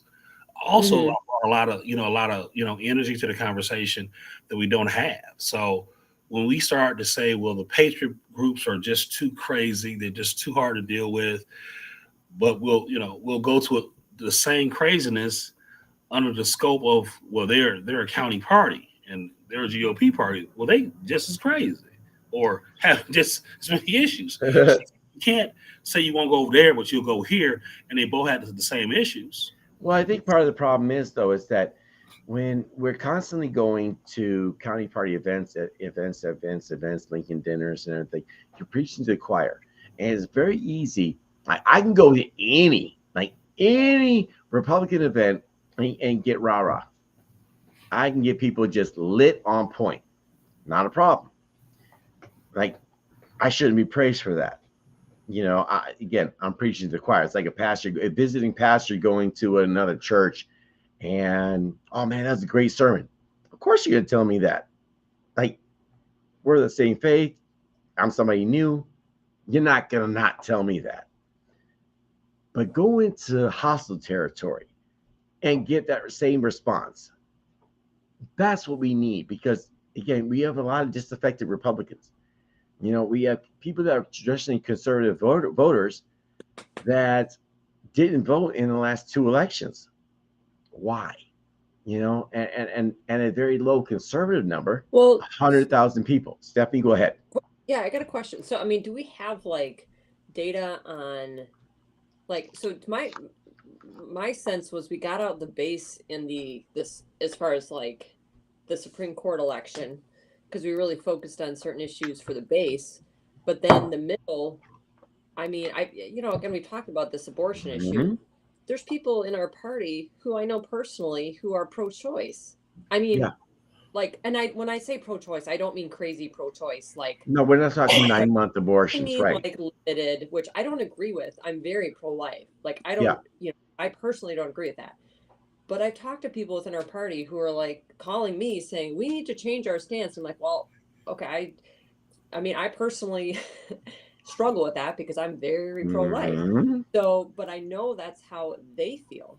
And so this is an issue that we have to, figure out, how do we handle this in a way that's staying true to what we believe, but also understanding where we're at as a society at the moment. I mean, we need to educate people too. I mean, that's part of it, is reaching people with a message that can, can say the pro-life message in an effective way.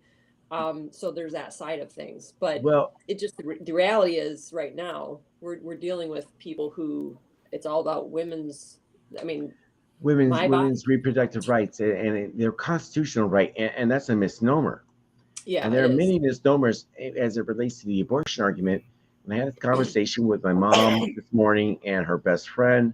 I've had this conversation with many people. And as my son would say, Dad, you're not old. You're ancient. Like, I thought he was going to give you a compliment. Yeah, that's what I thought too. And I was like, oh, you don't look like you're almost 50. Yeah, okay, I'm ancient. Okay. But here's the thing though. I'm old enough to remember where the argument from the left was safe, legal, and rare. And we're talking exceptions. We're talking incest, rape, and you can make arguments against that. We can have that discussion. Sure. And in the cases of where the life of the mother is in jeopardy, the problem is, let's say that the life of the mother, when a woman is pregnant and she has hypertension and high blood pressure and all kinds of other stuff, I can't remember exactly what the term is called. My ex-wife was an OBGYN nurse early in her nursing career. And she dealt with women like that, but they were rare. And if you were 7-8 months pregnant and you were dealing with that, preeclampsia, that's what it's called. Oh, yep. You did a C-section to remove the baby. You didn't terminate the baby. There's no reason to have an abortion that late. No, because in that particular case, if you're dealing with preeclampsia, it's like, well, you got to get the baby out. You don't terminate it to save the life of the mother. You do a C-section, get the baby out, and that eliminates that problem. But then you got to treat the issue that, obviously hormones, enzymes, everything else going on. Even at 5 to 6 months, babies are still viable at that particular point. The technology earlier and earlier is absolutely, and we're talking 20 plus years ago. So the argument is that it's a woman's right. Well, please Tell me where it says that in the Constitution. Do not come to me with this penumbra of, you know, amalgamated constitutional rights based on 7 different amendments. That's garbage. Tell me explicitly or even implied where that is. But conservatives make a big mistake here when they say we want to outlaw all abortions and we want to jail the women who go to another state who, go does get an anybody actually abortion. say that? Or They is make that like no. Several people have said that. really? Several people. And Okay. the problem with that is that if you do go down that road, then you open the door for you to be vaccinated for some experimental vaccine. Well, we're already there. Well, absolutely, but therein lies COVID. the thing. By saying that you're going to bar a woman from getting an abortion completely, as government having control. If they can control that, they can control what they put in your body. Again, Well, this you is where need we to have look at a double-edged sword. Yeah, we have to be able to define a human right to life, and that there's a human being in the womb. And I think that's Absolutely. really where there's a disconnect there, where, I mean, I've talked to people. This is where too, like, because I can be very logical talking about human DNA, a beating heart, all these things that you think would jump out at people and go, you're right, there's a beating heart, it's human DNA, we shouldn't destroy that life. And they're like, nope, woman's body. Like, I could literally spell it all out. But you know what the comedy of that is? The comedy is that you're going to build a home. You bought some land, you're going to build a home. And because your home is in the middle of nowhere, you have an environmental impact study.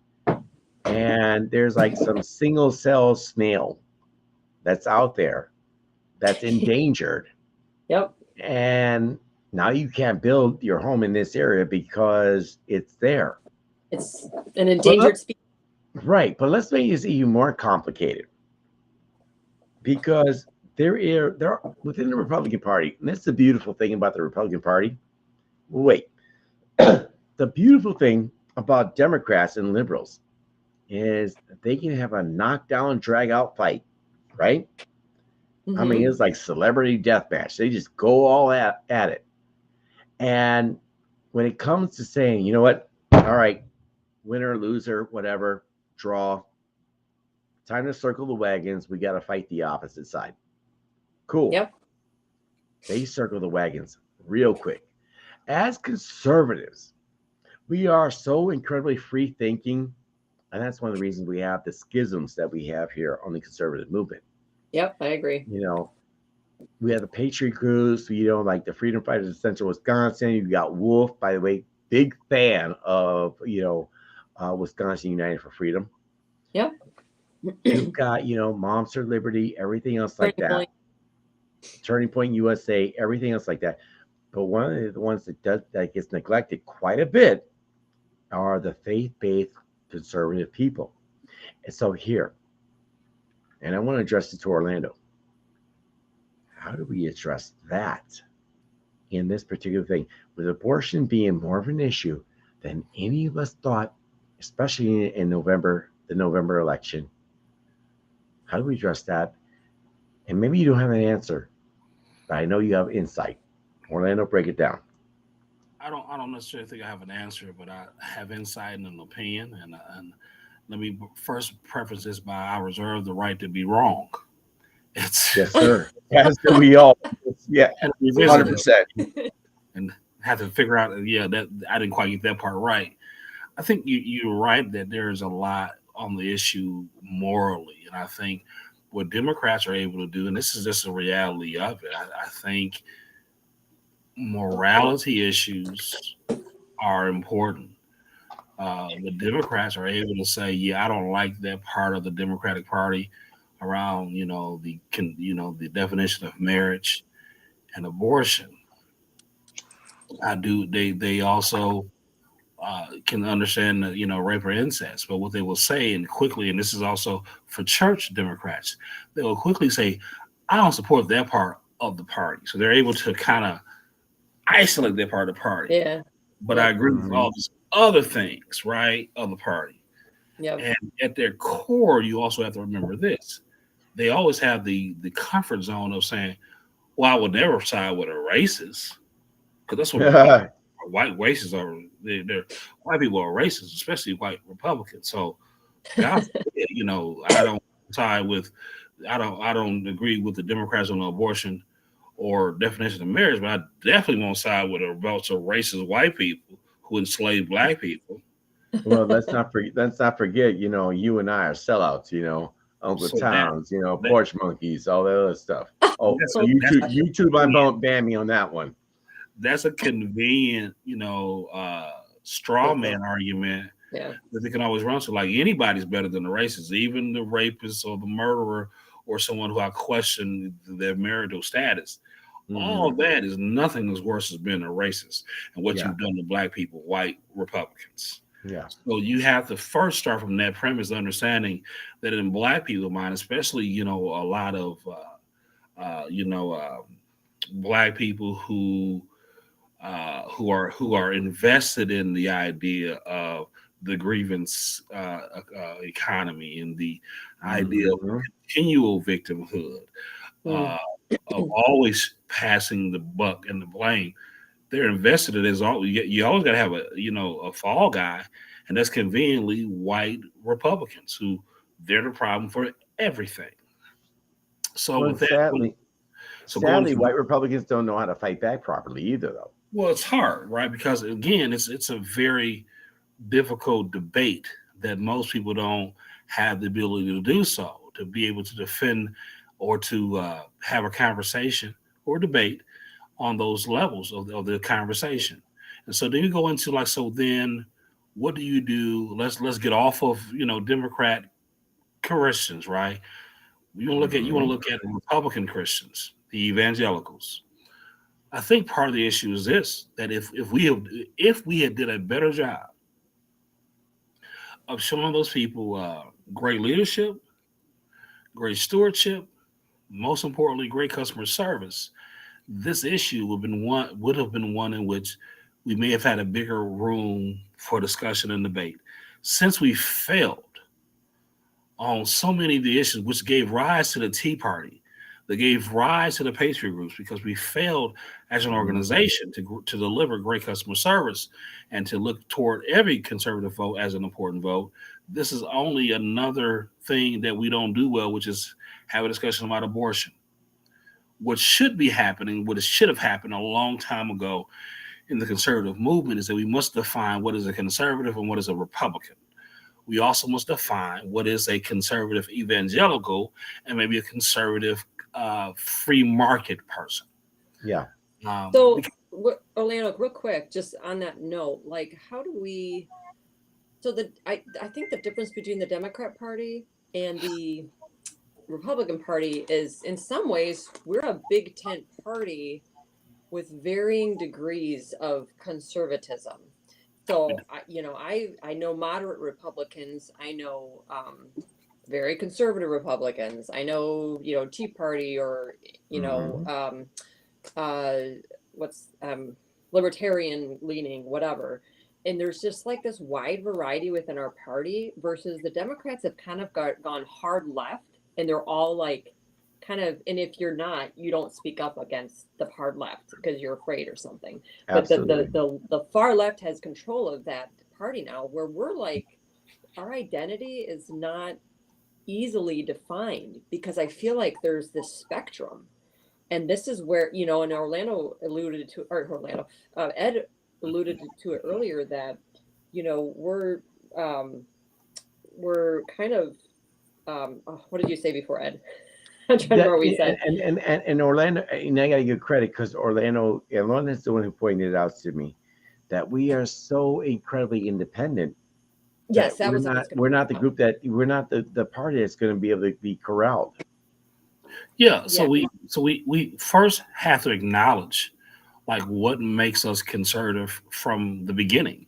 We don't do groupthink. We rarely follow the crowd. We arrive at our own conclusions when we arrive there. We have a disdain for government. We cannot stand politicians.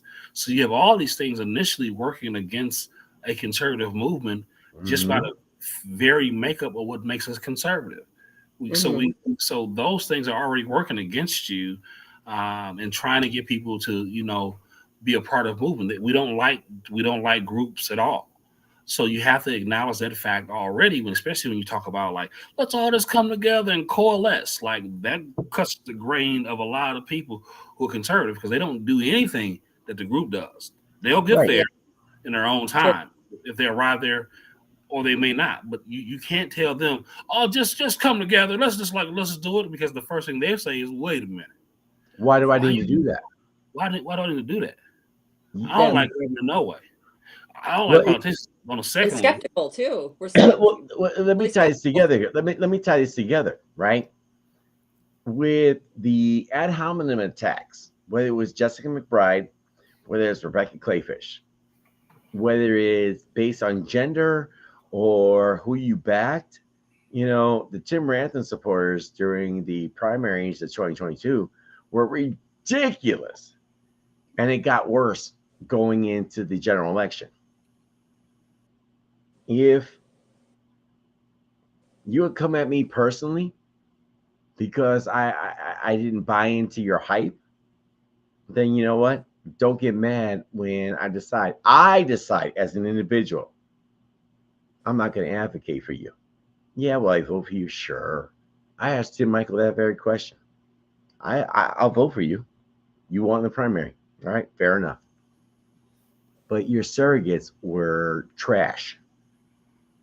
And at the same time, how are you going to get me to advocate for you? His response, well, when you deal with him online, you just need to just I'm paraphrasing here. He said, I need to go after them. What? Go Well, go that's not after. that's not going to bring people together who disagree with you. Is to And go after. again, and again, if you want an attack dog, I am great at it. I will roast you. I will ether you. I will make you feel. I will make you feel in a way that your parents made you feel when they were disciplining you. I have no problem doing that. I don't want to do that because, well, I'm grown folks at this point. You know, I don't need to do that because once I start doing that, we're not talking about issues anymore. We're just talking about each other. It's garbage. You Well, let's, know. let's let me add Go this ahead. thing Yes, sir. Go ahead. as we get to the bigger point that I think all this conversation kind of is getting to. Mhm. Where are we at with the abortion issue?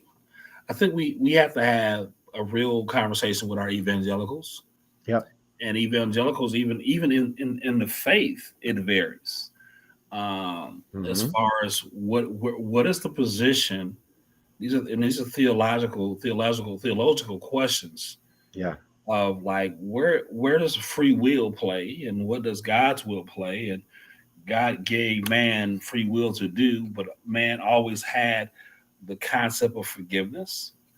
Um, and once Eve ate off the fruit, we all brought into the idea, both men and women, of right and wrong. Absolutely. So we have to look at it. I think sometimes we want this organization that is not a religious organization to be more religious, and it's just an organization. Much like many businesses that we may work at, they're not necessarily evangelical businesses. They're not Christian led. You're blessed that if you do work for a Christian company, but most of them are not. We have to look at the role. What does the word tell us as believers? Our role in government. Our role is to influence. Our role is to give guidance, to give counsel to those who are in power and authority. We still engage. Um, I think you also have to take things in context that what actually did where did democracy or a republic government actually play a role in biblical times, right? Yeah. we didn't have a vote or choice. You have to also keep that in context. Most believers didn't have a opportunity to vote for who they wanted to be king or pharaoh. Yeah. So some things don't necessarily line up, really succinctly. These are people that were thrust upon them, by bloodline, lineage, and war. Yes. They went to war. That was their biggest, I guess, objection is to go to war with someone. But again, let's remember they didn't vote for these people.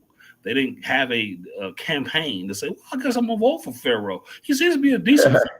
Like, no. What's interesting when you say that is that, like, you think about Joseph and how he had favor with Pharaoh, where he was placed in that position underneath him, and even though he was like a heathen king, he was still able to gain that favor and be an influence on the nation and make sure that they had enough food and preparation for when there was a famine. And so God can still use people even when there's certain people in power. But obviously we also see in the Bible that when the wicked rule, the people groan, and then the people rejoice when the righteous rule. So there still is something to be said about when wicked people are ruling. And as Christians, I believe we have a responsibility to, just like with everything in society, we are supposed to stand for what's right. If we have the ability in our country to have a say to who should be in charge, we need to influence that by voting and by trying to make a difference by speaking up. I think churches, or I should say people of faith, need to be more aware and engaged on all the evil that's going on, where we need to put a stop as best we can by rising up. And not everybody's called to be involved in politics like deeply like we are, but just be engaged in schools, be engaged in whatever area that needs addressing. It's like we've put our head in the sand for too long. Now, I personally have been involved a while, but like just in general, there's more people that need to be kind of woken up to, like, it's almost like it hasn't gotten bad enough yet, which is crazy. But you know what, and let me stop you there. And I want to bring that up because I think that's a huge point. Tony Evers, if you were to take a look at the multiverse, and what is the multiverse? It is parallel realities. We're gonna go, sci-fi nerd here for a moment. Because I'm a nerd. I'm not gonna lie about it. Dude, I'm like the hugest nerd you'll ever know. I don't know about that, but if you go left or right, you create two different realities. Now, one of them is really horrible. The other one leads to paradise. And every decision you make has that same consequence. In no other reality other than ours did Tony Evers get reelected. Why? Well, because Tony Evers shouldn't have been elected, because people in Wisconsin should have remembered 2020, the riots in Kenosha, the Kyle Rittenhouse trial, everything else like that. Yeah. But yeah, he did. In no other reality should Tony Evers have gotten elected in 2018, but he did. Why? The pot referendum got on there, and it was a non-binding referendum, and all the potheads came out, and they were too damn high to realize that, it's non-binding. Right. And now you got Republicans, kicking around the idea of medical marijuana and everything else. Yep. Well, the problem is the hurt is not there enough. And I can tell you this because there are still people in Portland, Oregon. There are still people in St. Louis, Missouri. There are still people in Milwaukee, Wisconsin. Milwaukee is a dead city. I have driven the city over the last 3 days. There's no reason anybody who wants a future for their children should be there. Is it hard to do that? To leave the city when you don't know if you have prospects? Yes, it is. Absolutely. But if your children mean what you say they mean, you'll make it happen. You'll be like the immigrant who leaves their country, comes to America with just the clothing on your back, and somehow gets a store, puts your kid through college, and you're not rich. You don't have FU money, but you have enough money where you have choices. And you do this within like a decade. And our ancestors have done this. I could tell you my grandfathers, my great grandfathers have done this. And I'm sure yours as well. Well, And we have the audacity to sit here and say, you know what? Well, we're going to go ahead and solve these problems in a year or two, without realizing that if you don't change the culture of these cities and everything else, hey, don't be surprised when Chevy Johnson wins re-election and is further emboldened. You look at Chicago. Lori Lightfoot lost her primary, but who won the mayorship of Chicago? A far leftist. Why? They did not hurt enough. Well, Facts. there's a saying, man, that as the old people say, the senior seasoned people. Mm-hmm. So there's a difference between things good to you and good for you. Yes, sir. As long as the left is offering things good to you, it's always going to be a more challenge for us to get into the things that are good for you. Right. For you comes in later when you start to mature.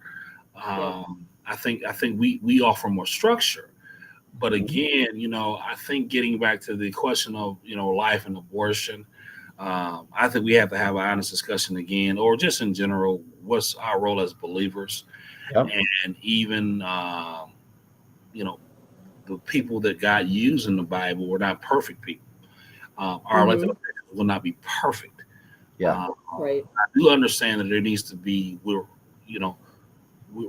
there needs to be a standard, and that we have to respect the people of faith. Also, you have to respect the fact that every conservative is not a religious conservative. They're just not. So that issue is not it's just not a big issue for that. I had some young conservatives tell me one time, like, yeah, Mr. Owens, that's just not our thing. They grew up with people who had abortions, right? They grew up with friends and family members who are gay or lesbian. So that's not their battle, right? That's just not their battle. But when you look at the Lincoln Day, who's in the room? The people who that's their battle.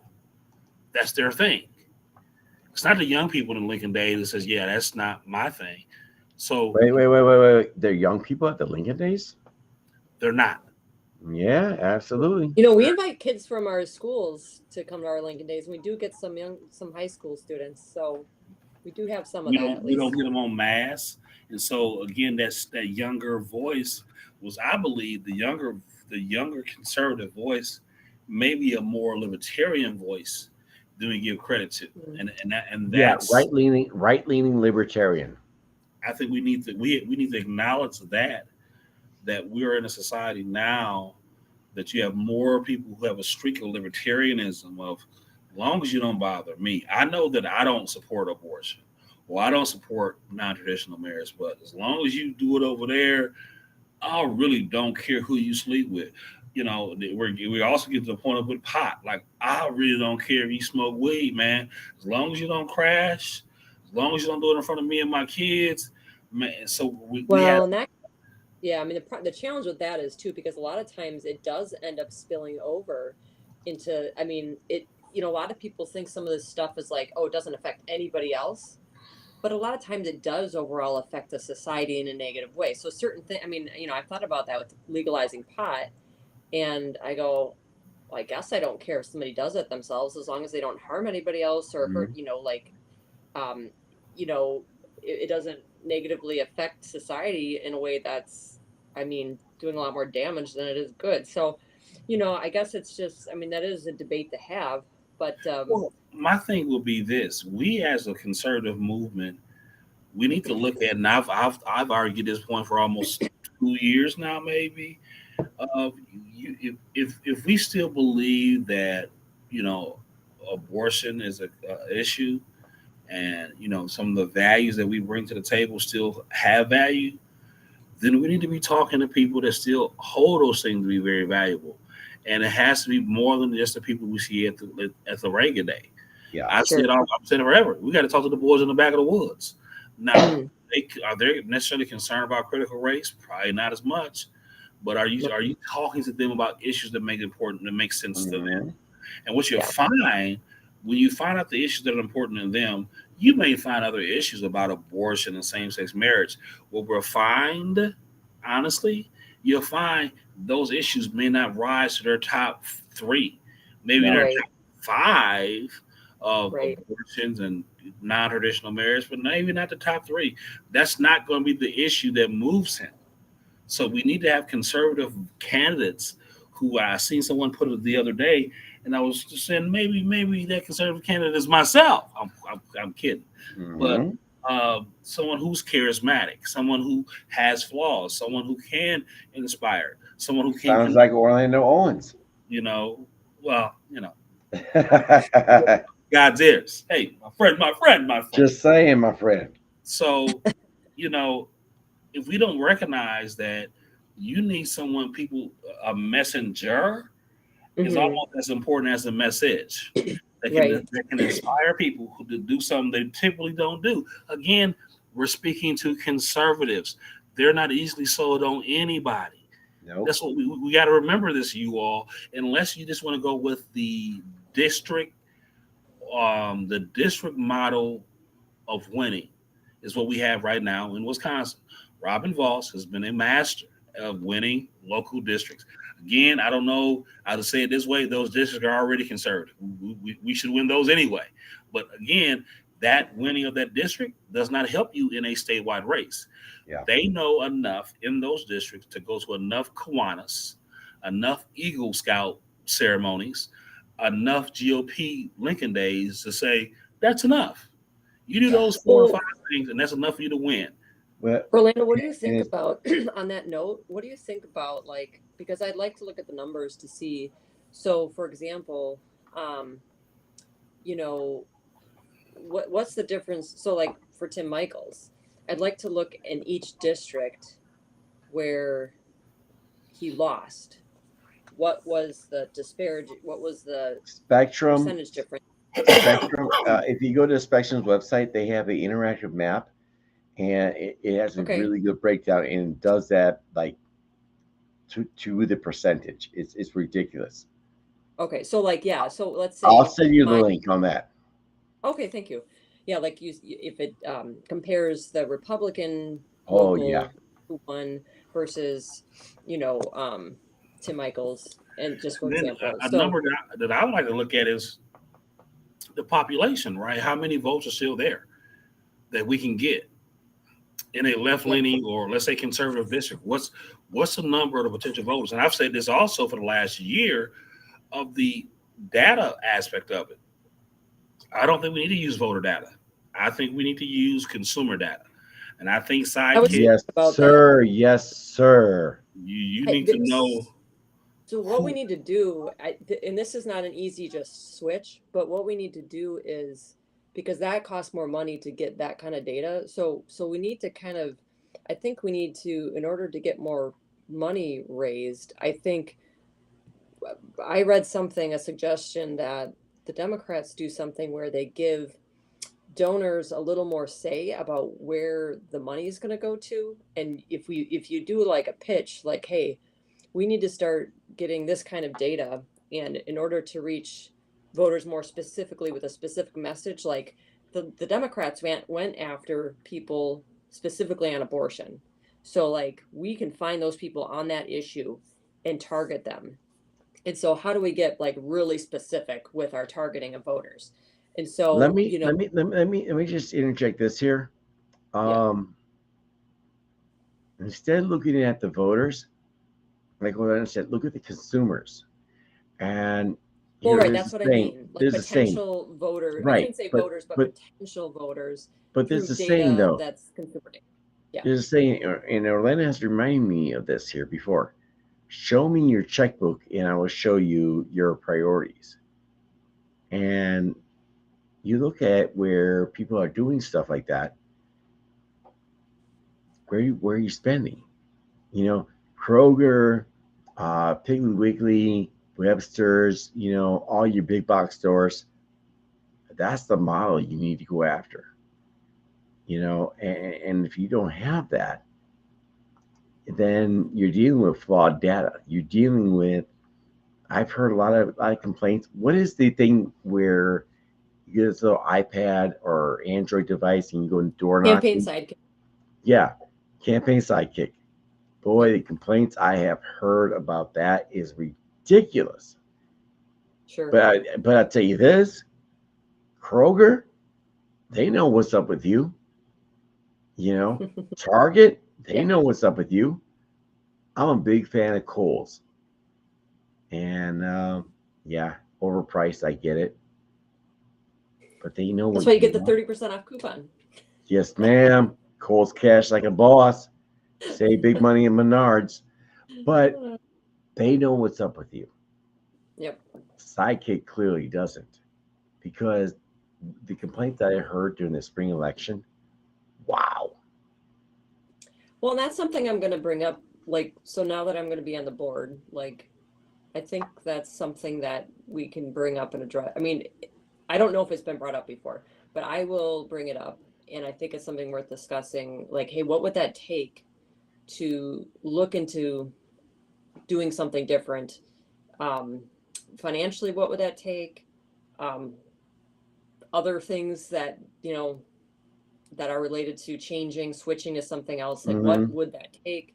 How realistic, how quick can we do that? So I think we definitely need to discuss and figure out if that's something that we can, aim for, for the 2024 election, because there's Yeah, time, at least there is some time. It's not, I mean, we kind of flipped over quick from November until, absolutely.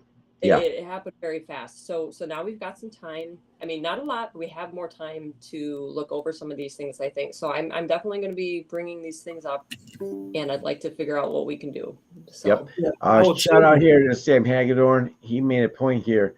He said much of the voter information is based on consumerism. I'm going to argue that it's not.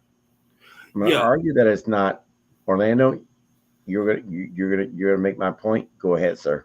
I don't know if I'm going to make your point or not, but I will tell you that when my research dealing with our vendor Sidekick, they use something called the RNC Trust. The RNC Trust is nothing more than voter data that, from election data, maybe a little bit of consumer information sprinkled in there. But so Sidekick is nothing but the platform. Sidekick is not a data mining company. They create the app and they create where the information is put onto and make it into a usable product. So when I hear people always talking about Sidekick, I'm like, that's not truthful, because I call Sidekick myself Yep. and talk to one of their sales rep and ask them consumer data or voter data. Which one do you use? They said, well, we only get the data. What makes us one of the premier vendors in voter information, whatever world, is we have an exclusive relationship with the Mm-hmm. RNC. We use the RNC Trust. No other vendor, 360, who AFP uses, doesn't have the exclusive rights to the RNC Trust. The RNC Trust is all the data. And again, what Sidekick puts out, we verify the data and send it right back to the trust to say that's the same person we know who voted 2 years ago. So again, I Let me share. can tell you that when I did doors with the RNC, when I went to the state party, I went to Louisiana. And I can tell Mm-hmm. you, we did doors in certain areas. I was working for Cassidy. He became he's a senator now, and we went down from Mm-hmm. all the RNC state teams went down to go bombarded that state, right?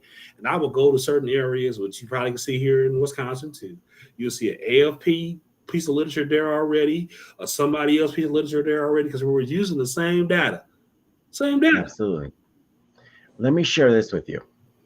So I heard this story, and this was several years ago, and it was I'm not a fan. When you go to Quick Trip, you get the Quick Trip rewards. They're not that good, by the way. You go to Menards.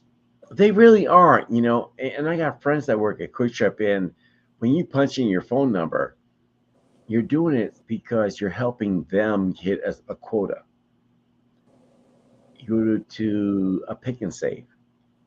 You swipe because you're going to save a couple bucks. Sometimes it's big. I get that. And of course, you save big money on Menards. And they trap you in these things. But this story here, it was a fascinating story. And again, I read it online because if you read it online, of course, it's true. But here's the story. It was a young girl. And a guy, they got together, did their thing, and she's pregnant. The young lady is shopping at Target, as Target for the uninitiated. And remember, pinky up. And all of a sudden she gets a mail for baby products. Well, dad, all of a sudden, he checks his mail and everything. And she's getting stuff, babies, Pampers, diapers, baby powder, things like that. Dad's like, why am I getting this stuff? The young girl breaks. She's like, Dad, I'm pregnant. If Target can do something like that, if Kroger can do something like that, why can't a major political party in a so-called two-party system do the same thing that these businesses can do? And supposedly, with the consultants and everything else, this should be on lock. That's just my thought process. Well, so I've asked about this a little bit. I know that certain data costs a lot more money. And so I think we need to change the way we fundraise. And, I think there's something to be said about, like, first things first, get the money. Well, let me ask you this. And I apologize for cutting you off. No, that's fine. But if people, okay, me personally, I will not donate to RPW or the RNC. I will not do it. Right, because a lot of people are told not to. Well, I've heard Brian Shimmy say that, and again, I have nothing but love for Brian Shimmy.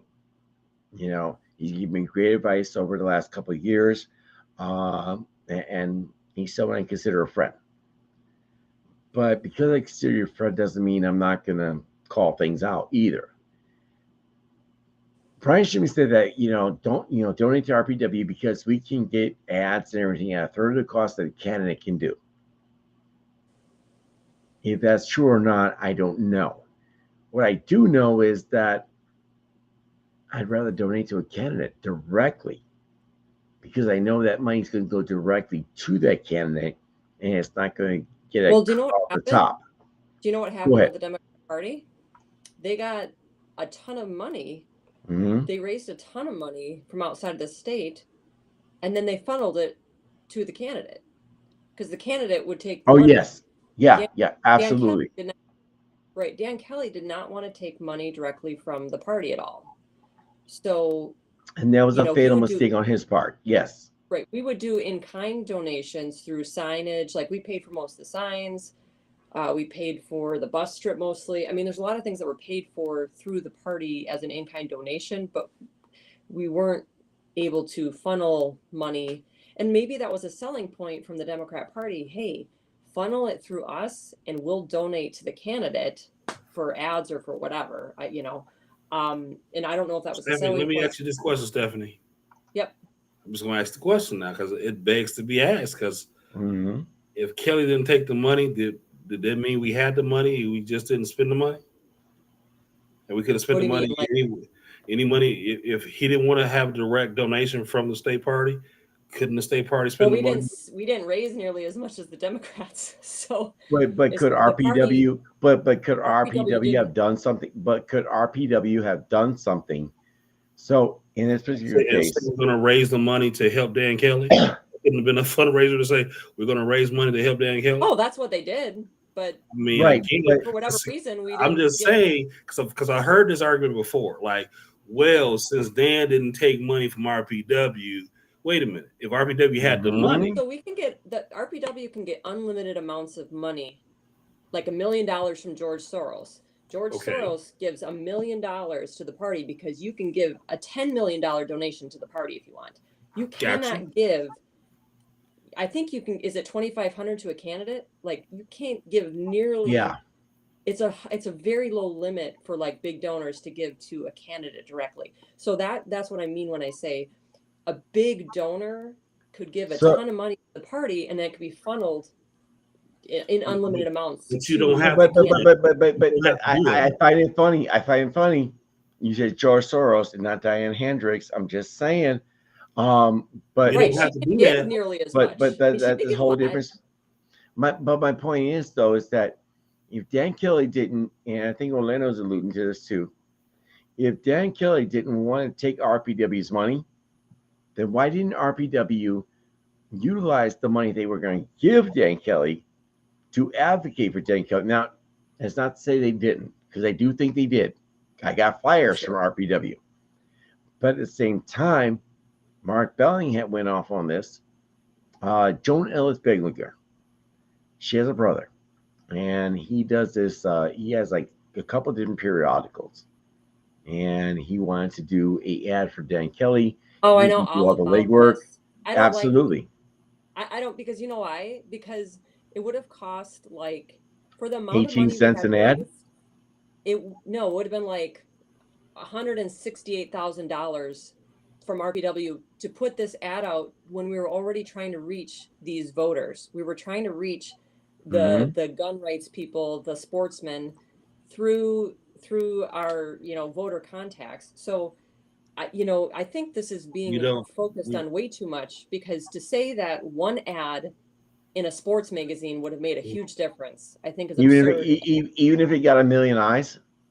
Yeah, I think that's an overblown argument, because are you telling me, so do you know how many ads we did, how many texts we did,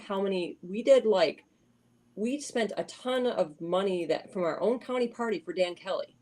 We spent thousands of dollars in radio. We spent on radio. We spent on texting. We spent on digital.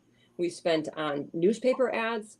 We did a ton of advertising in our own county with our own money for Dan Kelly, and he still lost. It was like 43% is what he got. Right. But again, but it goes back to data though, right? If this person, let's just say, because I've heard the belling, and I've heard some of the what it may not be what everybody thinks it is, right? My concern is that if there's a way to tap into these voters who are not on our on Sidekick, we probably should invest, because when you look at the overall scope, I agree. $150,000, $150,000, and we spent millions. 150,000. Well, I'd like to see how much. So my understanding was for how much that the RPW did raise, it was the percentage that it was going to be like 10% of the budget or something. I mean, there was a certain amount that it didn't make logical sense. So this is where we get that kind of that transparency. Well, Mr. Donor, we're going to try to raise $150,000 for Mr. Kelly to do this ad with these sportsmen we're going to do, because again, if Dan Kelly didn't take the money directly from RPW, sure. So how much money RPW is sitting on right now that they raised or didn't raise? Well, I don't know how much money is left. That's what I would have to know. All I'm saying is that when we there needs to, we can't. When people start talking too fast for me, Stephanie, I start to say people to slow down. Say it again. When somebody said, "Well, he didn't take money, so RPW didn't give him the money," like, wait a minute, does that mean RPW had the money? And that meant they could have spent it any way they wanted to spend the money without Dan Kelly? Like, Dan Kelly didn't attack Jennifer. Well, how much money did we have? I don't. All I'm saying is this: when people start talking fast, I say slow down. Nearly as much as the Democrats. $150,000. I'm not talking about how much they had. I'm just saying if this was a worthy investment for $150,000 to people that we don't normally talk to. It didn't make sense according to how much money the RPW had. Like if we had $10 million, oh sure. I don't know. But my understanding is I My don't know, understanding Steph. I don't know, Steph. If we're gonna talk about, because you can't touch. But So how in much one money should you thing, spend on something like that? well, I think it's 16 cents per person. 16. I mean, that's what was getting the posters. No, I'm talking about the total amount, $168,000. That's Right. my question. We'll That's what I call meant. Is it worth it for one we'll ad? call it we'll That's call my it once. Yeah, but the thing is, if that one ad, in a magazine. Could be. absolutely, I but don't know. if that Do one ads ad, work? Do if I don't that ads know. work? one, if that We one put up ad, Flyers work? billboards. I They get put told up. over and over by people that flyers don't work. Well, I don't know. when What you, I'm no, saying no, is, no, no, no, no, no, My no, no, people look I'm gonna great stop. for it. I'm gonna stop. I'm gonna stop everybody right there. I think Stephanie's partially right. Flyers don't work. Yard signs also don't work too. And the reason But I'll that's tell what you people that, like. I will tell you People that freak out because about signs. flyers or yard signs don't vote. And it's funny because in my county, I saw all kinds of Dan Kelly, signs We and have everything. way more Dan Kelly signs in our county. Right. They But didn't do anything. they didn't do a damn thing. so we still bought them, though, My right? county likes to brag, when we're 66% plus 67%. My county, Okay. 63. We're So all I'm losing saying, we those still things. bought the signs, though. We still bought the signs. Well, do you know what, Orlando? We still bought the signs, right? We still Mhm. made the Do you know what I robocalls that we hang deal up with on, as a right? county party chairman? Do you know what All as I'm a saying county is we chairman? All right, want No, to. no, all right, real quick. wait. Let's stop One you. person at a Gotta time. stop you. We're going to go I, Stephanie, then we're going to go Orlando. Stephanie, okay. we're going to have you go I have to first, tell and you. Orlando I have to next. tell you what I went through as a county party chairman Yep. when we didn't get signs up fast enough to counter the Democrat signs. Yeah. I got so much crap from people across the county who aren't even involved in the party, who don't do a whole lot, about do we not have signs up? Are you looking to lose the election? Like literally people are calling me Mhm. freaking out about signs as if they vote or if somehow that makes a difference. So this is what we deal with. I deal with people freaking out about signs not being up, Absolutely. and then I'm trying to explain to them, I'm not saying it's not important. I'm not saying it's not something we should do at all. But people have a misunderstanding of how, like, what we should be focusing on. Yeah. And again, I'm not against signs, but people, I got like so much. I broke down crying one time Oh. because of the nasty emails I was getting about signs and get my act Mhm. together. So forgive me for getting a little worked up, but No forgiveness needed. You're but all this is good. just what this is like the frame of mind people are in our party. They think that certain things matter when I don't know if they do. I think I'm not saying that TV ads are the only thing that matter, but the amount of TV ads that Janet put out there, negative against Kelly, all Mhm. about abortion. I mean, there's a reason why they spent so much money on those ads. They wouldn't have done it if they didn't think it was going to work. And so Absolutely. I think a lot of, I mean, they did all the above. The Democrats did all the above. Sure, they did flyers, they did I'm sure they did phone calls, texting, doors, all that. But the amount of money put into ads online and TV and all that, I mean, I'd like to see the breakdown of where they spent their money the most. And I think that's what we need to look at. Where did the Democrats spend their money the most? Because that's what we should be looking at for how they reach their voters. And so, Well, you know, they also sorry, go ahead. did, those ads definitely, appeal to the NPCs, the non-playable characters, that the low information people. Orlando, I wanted to get to Stephanie first, but I also wanted to Right. get your response on that. Go ahead. So we buy yard signs irregardless of what we think how effective they are. We buy and we invest them. Sure. We buy the robocalls. Don't know how effective we do that. We do the mailers. We do all these things. And so my only contention is, let's not pretend quite transparently as if we know that any of these things work. So before we discount the one and say, well, that wouldn't work, but buying yard signs will, or buying robocalls will, or buying an ad will. So if we're going to have an honest dialogue on it, then let's have an honest dialogue, a transparent dialogue, and say we don't know exactly what works. Before we say, Well, I well, think, we want 150,000 for so subscription in front of voters that we don't normally get in front of, Mhm. or do we want to buy yard signs and spend that money for teletexts Sure.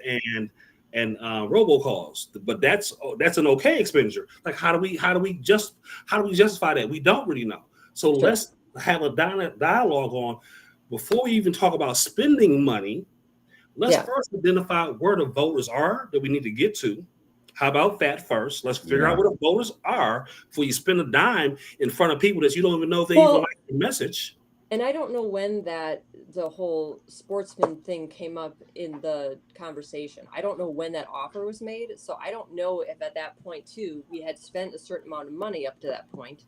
And then, okay, for where we were at financially at that point, if it made sense.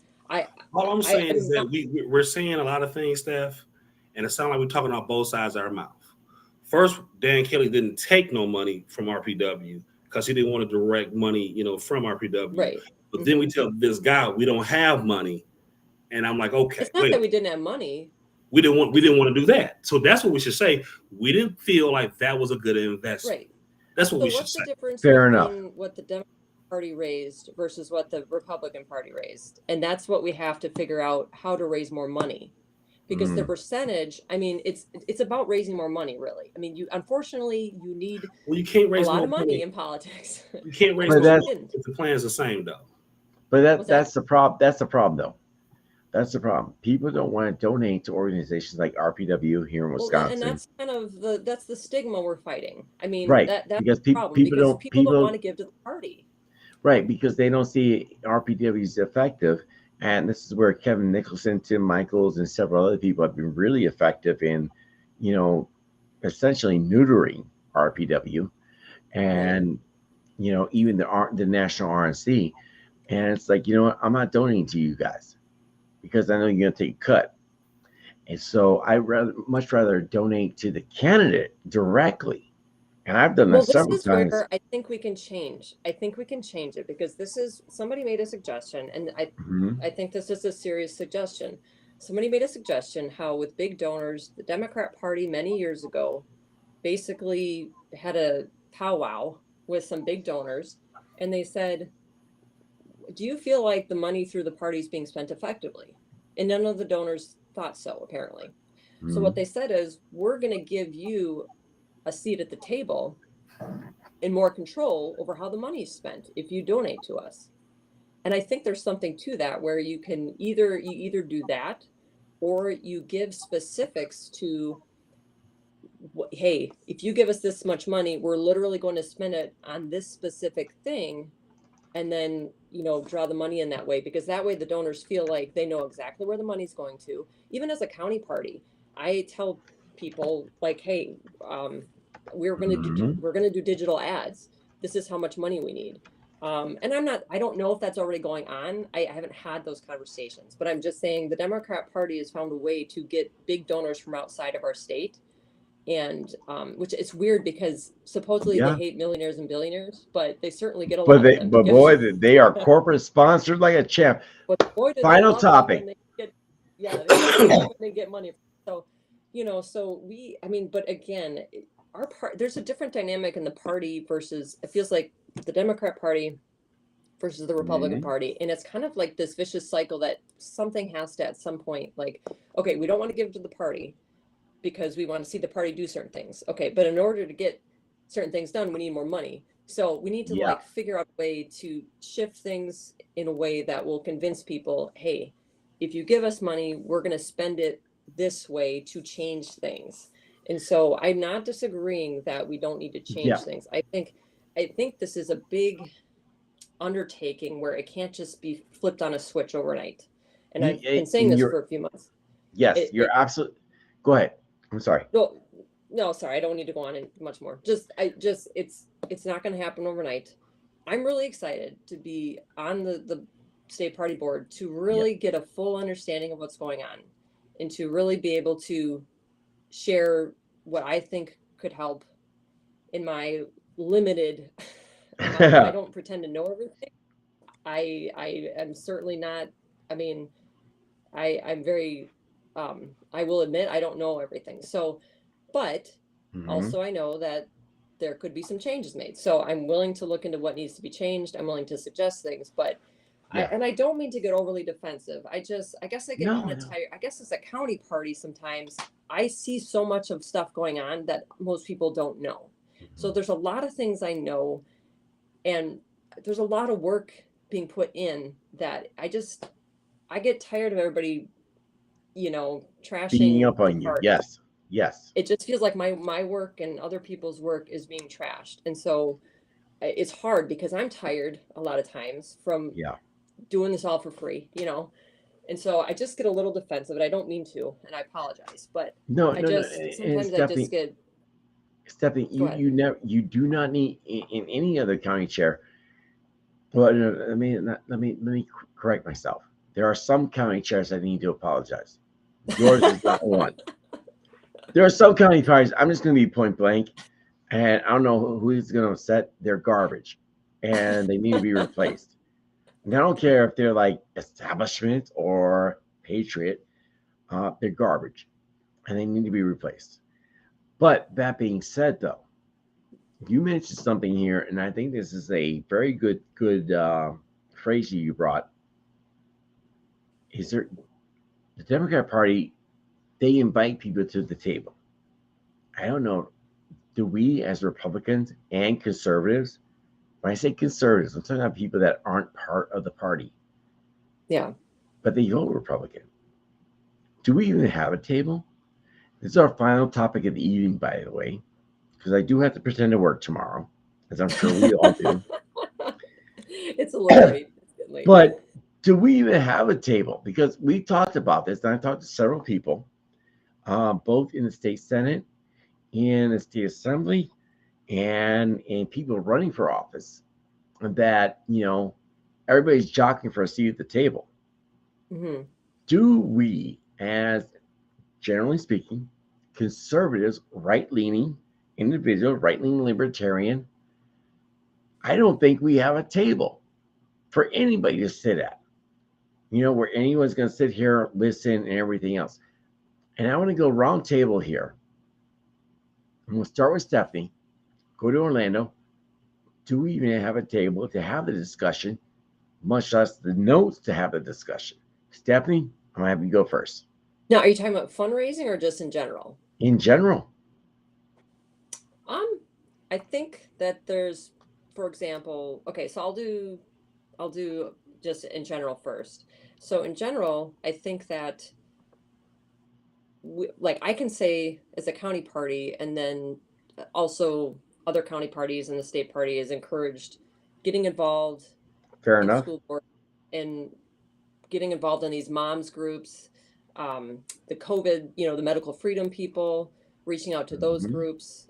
There's different people that have different causes that, we want to bring them in. We want to tell them, hey, we care. I mean, I'm involved in a Facebook Messenger group with Door County people who were concerned about COVID protocols in school and just in our county.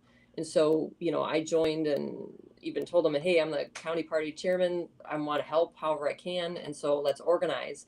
So there is some of that going on.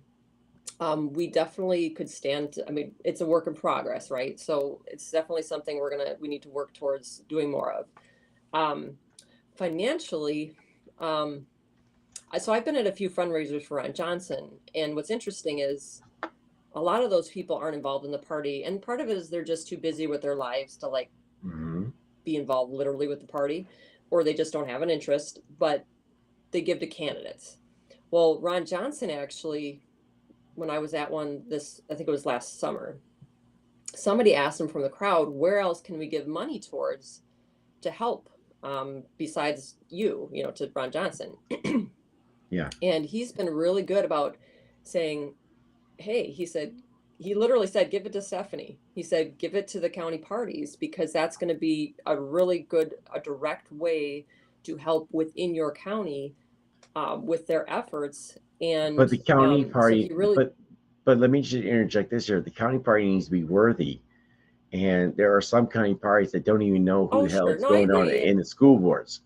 No, I agree. I definitely agree. I mean, every county's a little different. some are better than others. So, Yeah. you know, I can't speak for every county. I can't speak for every chairman, of course. So, there's going to be room for improvement in some areas. I know Mhm. within our district, like I feel like many of our counties have been pretty good about communicating on that kind of stuff, like Yeah. encouraging that kind of stuff. So in our district, at least, I can say that that's been discussed. We've wanted to reach out to people in our communities and figure out what groups and what causes are important to people and how we can engage with them. So yeah, but obviously can't speak to every county party. I know you've had issues with yours. Oh So boy, have I ever. yeah, I'm sorry, that stinks because if you were in my county, it would be great to have you. But you know what though? Let me just say this here. If there's a way that I can be just a member, no voting rights, because in my county party, I'm going to be a delegate no matter what. You can be a member of my county party. Then You tell can me be an what's up. associate member. There it is. There you go. I'll do that in a second. No, seriously, I will. Okay. And I'm totally cool with that because I would much rather be an associate member of a county party that's willing to do something and to be active that way than to be a member of a county party that is ineffective, Mm-hmm. But let's be in this first circle because we need to close this up. Yes. Again, all three of us, we have kids. We got to pretend to work tomorrow. And it's Monday, like Garfield says, I hate Mondays. I want to bring this to Orlando. Same topic, same everything. Break it down, Orlando. Tell me, give us your thoughts here. And then before I go to Orlando, let's round table this one more time. I need contacts. I need information. How do we reach you guys as organizations? All that good stuff. Orlando, it's on you. Oh, can't hear you. You got mute You somewhere. still reach me at Orlando Got you here. WS@yahoo.com. That's my email address. And Orlando. Say that again, Orlando. Before you do that, though, oh, sorry. What are we looking at here in terms of the donations and everything else? And just we're wrapping it full circle. So I think until you recognize that there are more people outside of the GOP, and I mean that from the regular GOP grassroots and the Lincoln layers, we are struggling to find new voters. Yeah. There are some issues that we may have to grapple with more as far as particular issues for people. But what I've learned and what I saw and I still continue to see, I was just looking at my motorcycle and snowmobile groups I got going that I got to go visit. Until we start meeting these people where they are and talk about issues that because again, they're conservative at their core and they don't really engage in government because they don't see the usefulness for it and don't believe their vote counts, they're not going to come out. They're not moved to vote. So until we do that, fundraising and all those things will be, I guess, kind of where they are right now because we're not bringing anything new. No new consumer data. How do we do that though? Like, how do we do that practically? Like, how do we do that practically where for people who don't really want to engage in politics, I mean, that's the hard part on our side because I feel like, and I'm sorry, I don't want to get into a whole nother discussion, but just off of that. You find out what their interests are. And once you find out what the interests are, you make. How do you find that though? So again, you look at their pocketbook, right? So you look at groups they're part of. If a person is part of a draft horse community, they spend time with horses. That's where they spend every dime they get, every time they have outside of their family time is where they spend it. That's where they're going. Is dealing with their horses. So clearly, we know that's an interest. So what are the policy principles that connect with draft horses, money to raise horses, whatever? We must speak in a language that makes sense to people, not the politician. When I just spoke to some of the snowmobile presidents I spoke to maybe 2 weeks ago, they're concerned about trails. So I'm not going to go there and talk about critical race theory. I'm not talking to them about abortion. No. Now, do they want to engage about political stuff, or is it more just kind of their issue? Is it kind of building a relationship? They will always talk political in terms of access to trails, which involves things like DNR. environmentalism, in DNR. That's their concern. And that's yeah. where you stay. You find the area where people talk about, Yeah. and you stay there. That's why you have all these different, as I guess some might call it, old school coalition building, but we're not doing it, right? Outside of the GOP groups, we're not doing it. So you find the coalition, and you only speak about things that concerns them. Now, the political piece, and I say this, and I'm just going to say it, you won't be able to go, Stephanie, because you're a political person. Who can go is the sitting state rep in your area. Yeah. Sure. Right. Yeah. Yep. Yeah. Because they're 501c3s, right? But you got to talk about issues that are important to them. Once you find out what the issues are to them, then you make the policy make sense and why they should be engaged in this process, because the policy is what makes them get up and go. That's you just made me realize, I think we had this conversation before, because I feel like, so the state reps are doing some of that stuff where they go to the different, like in my county, Joel Kitchens will, go to the farmers, go to the conservationists, go to, and he's literally dealing with those issues within our county and going to those groups, speaking about those things and speaking to those things. So, it's probably a little harder as a statewide candidate to necessarily do some of that, but well, the statewide candidate, his job or her job is to build on the infrastructure laid out by the state party and also those other stakeholders who've already done it. So their job is to come in behind, not going to the same Kiwanis Club, not going to the same Eagles Club. That's already been done. The state candidate doesn't have to go there again. That's right. Where they need to go to is where the tractor pull people is, where the horse people is, where the snowmobilers are, where the motorcycle people are, where the flat races people are, where the duck hunters are, where there's 100,000 hunters. You need to go to where they are. People that don't have to go or could vote may not go. Here's something else too. And again, I live in a very rural area, and the weather's going to only get better from here on out. By the way, I'm down in Racine, and it's sleet, it's snow this morning. And I'm like, dude, Wisconsin, you really are bipolar. But that being said, though, I know what's coming up. The motorcycle clubs are going to come out. The abate is coming out, where these bike clubs are going to come out there. The social bike clubs are doing their thing. They're going to be hitting these bar crawls and everything else. These are the opportunities to go out there and talk not just to the abate groups or anything, but also to the leagues and everything else that comes along with that. And this is opportunities where I think that we as Republicans, conservatives, we are missing opportunities. And really, I can't thank you both enough, because you both bring up excellent points. And again, if we look at both the points that both of you have brought up, we can walk and chew gum at the same time.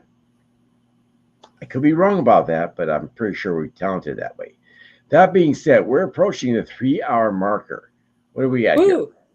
2 hours, 49 minutes. My God. So let us wrap this up. And we're going to wrap it up this way. We're going to go full circle one more time. And we're going to do it in a way where I want you guys to tell me about you. I want you to give me social. I want you to tell me how people can get a hold of you. And we're going to start with Stephanie. I'm going to get 2 minutes. Why? Because I'm generous that way. I am like Xerxes from 300. But you know what? We're going to start. God, I love that movie. Not as much as I love John Wick, but I watched some John Wick Parabellum last night. But we're going to Stephanie, Orlando. I'll close it out. Stephanie, go for it, please. And by the way, you both are phenomenal. I love you guys. You guys are wonderful people. Thank you so much. Stephanie, it's on you. Thanks. Well, thank you, Ed. Appreciate it. I don't know. I guess I don't really have a huge, as far as contact, people can, go on my Facebook page, spelled my name. I think my name is up there, Stephanie Soucek. I don't have a website or anything. I'm not giving out my phone number. but yeah, I mean, I've just been involved for a while in the party, and I'm a county party chairman, and now I'm I just got elected 8th district vice chairman, so I'll be part of the state party board, which I'm excited about. I'm very open minded to suggestions and looking for ways we can improve. So I try to be very practical and realistic, but optimistic at the same time. So I think that there's things we can change, but it's a lot of different answers. So there's cultural issues like we talked about. There's voter data. There's reaching out to specific groups of people. There's a lot of things that go into it. So I'm willing to debate and figure out what we can do. I'm just not interested in personal attacks, and so I guess that's Absolutely. where sometimes I get a little frustrated with personal. I don't mind talking about issues and what we do. I've just this is always how I've been. I've never liked personal attacks, especially when I'm friends with someone. So I just I'm very loyal. I'm very loyal to my friends. I'm loyal to Orlando, to you, Ed. If people are talking behind your back about you, I will defend Thank you, you. and I want you to know that. So, And by so the that's way, just again, and I just want to throw this out here. If anyone starts going personal, just say like, hey, yo, Ed, can you hook a sister up? And I'm like, yeah, what's up? I got this person acting the fool. And I'm gonna jump in there with such glee. I'll jump in there with such glee in my heart and be like, it's playtime.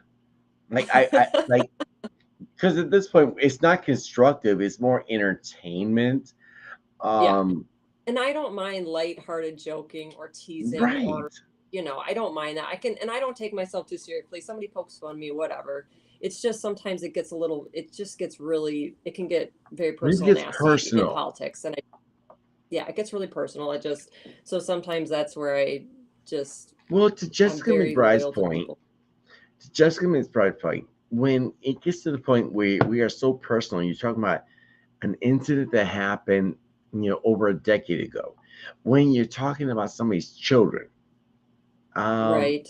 you're There's a out of line you cross. pocket, right? Yeah. When you Yeah. So it start just calling feels like that. somebody derogatory names like a prostitute, a whore, and everything else, out of Right. line, out of pocket, and you should be disqualified for even being listened to. And I know with me saying this here, I'm going to upset some people. I'm going to upset a lot of people with that. And you know what? I really don't care. Here's the thing, though. What are you going to do? Talk trash about me? Good luck. What are you going to do? Get mad at me? You don't matter. Because ultimately, at the end of the day, and this is my best advice I can give to Jessica, Jim, Stephanie, Orlando, anyone else. At the end of the day, you need to remember two things. One, they're watching you. You're not watching them. Two, Yeah. at the end of the day, when these people are talking all the trash and you don't care, you reach a level of indifference. When you hit that level of indifference, you have achieved the level of making that person persona non grata, a person of Well, and you no know what? consequence. I'll wrap it up now because I'm going on. Of I was going to course, say it's what the funny thing is I actually don't care so much what people think about. I mean, I'm getting used to just having like a thicker skin about myself. So yes, ma'am. if somebody doesn't like me, it's just like, okay, well, I'm just going to be myself and Do whatever. I you? can't let that get to me. I do get really defensive for people, and I probably it's a weakness of mine that I get really defensive for people when they're getting attacked. And so I just get into this mode like my Mhm. sister, my mom tells this story when I was little, like 2 years old or something. And my sister was getting picked on by some boys down the street. We lived in Racine on a city block, and she came home crying. And I was all mad and worked up, and I'm like, I'm gonna go beat those boys up. And I that's what my mom told me that I said. So I have this like defense mechanism in me, like when Of somebody course. that is a friend of mine is getting trashed, I get defensive for them. So Hmm. maybe it's a blind spot I have, but that's how I am. So I think we all do for those that we care about a lot, you know. yeah. And now I want to close out here before we go to Orlando. I want to thank you for joining here, Stephanie. As Thanks for always, having me. you It's good to elevate be the back on. conversation. Well, you know Perfect. what? And I've got a lot of trials going on right now. My father, and again, I ask Mhm. people thoughts and prayers and everything. Um, Absolutely. you know, he's a trooper, and there will be finality. Make no mistake about it. We're gonna keep coming back strong here when this is all done. But Stephanie, you elevate the conversation. I thank you so much. And to Jessica's point, I love seeing conservative women just come out here trailblazing, making things happen. And I cannot thank you enough. Keep doing what you're doing. Thanks for having me. I appreciate it. You guys both have a good night. All right. Good night, Stephanie. Orlando Owens, my brother from another mother. The man with more melanin than I. Okay. You can just call me, man, 414-803-6003. Email address is orlandowis@yahoo.com. We still have a campaign account up and running, and also a campaign website you can go to, which is Orlando4, which is FORWI.com. Orlando4Wisconsin.com. Orlando Wait, 4. wait. I got it right here. Hold on. This is an old one. Boom. It still works. Yes, sir. The page itself is old information when I ran for treasurer, so disregard that. We hadn't made the changes to it yet. So we're still fundraising because we're still traveling the state of Wisconsin, meeting with those people who typically may not be that we always see. So I'm still doing that, which is a cost. So if you want to make any donations, you can please help us out because we need the help. And that's it. Man, I tell you, man, you feeling better? Slightly, man. I've been coughing. That's why I've been in and off on your show, hitting the mute button, still dealing with this cough, whatever it is. Yeah.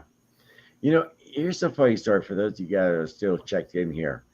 I've been going down to Milwaukee every weekend, and sometimes 2 days, sometimes up to 4. Orlando and I have always been trying to connect, and we just never have not been able to do that. Man, that's just been a trip. But we're going to do that here at some point, and there's a lot of folks in the southeast Wisconsin area I want to connect with. But Orlando, I want to thank you for being on here because, you know, I know you're under the weather and everything, and there's just so much going on. And if you think about this here between Milwaukee County, other counties here in the state, the Patriot movements, everything else, people is just venomous with attacks. I'll leave you with this one question here. How do we get people on the same page without trying to say, you need to do what we're telling you? And do it in a way where it's like, I hear you. How do we do that? I believe what you just kind of did. I think you have to have people who have the right heart, who have the right intention to really have a desire to bring people together. If it's not, then it's going to come off disingenuous. It's not going to work. People are going to not feel the connection. They're not going to think you genuinely really want to make this thing work. This is no different, man, than any relationship you may have with a man and woman. You know when something don't feel like you're really sincere, that you care about somebody else, and the person who's the receiver knows that. That's why it's so important that you have the right people who have the right skill set to go out here and be your ambassadors and go out here and connect with people, and not only connect with people, but actually make stuff happen. These are very intense positions and jobs that people need to have someone they can trust, and also the person they trust can actually get stuff done.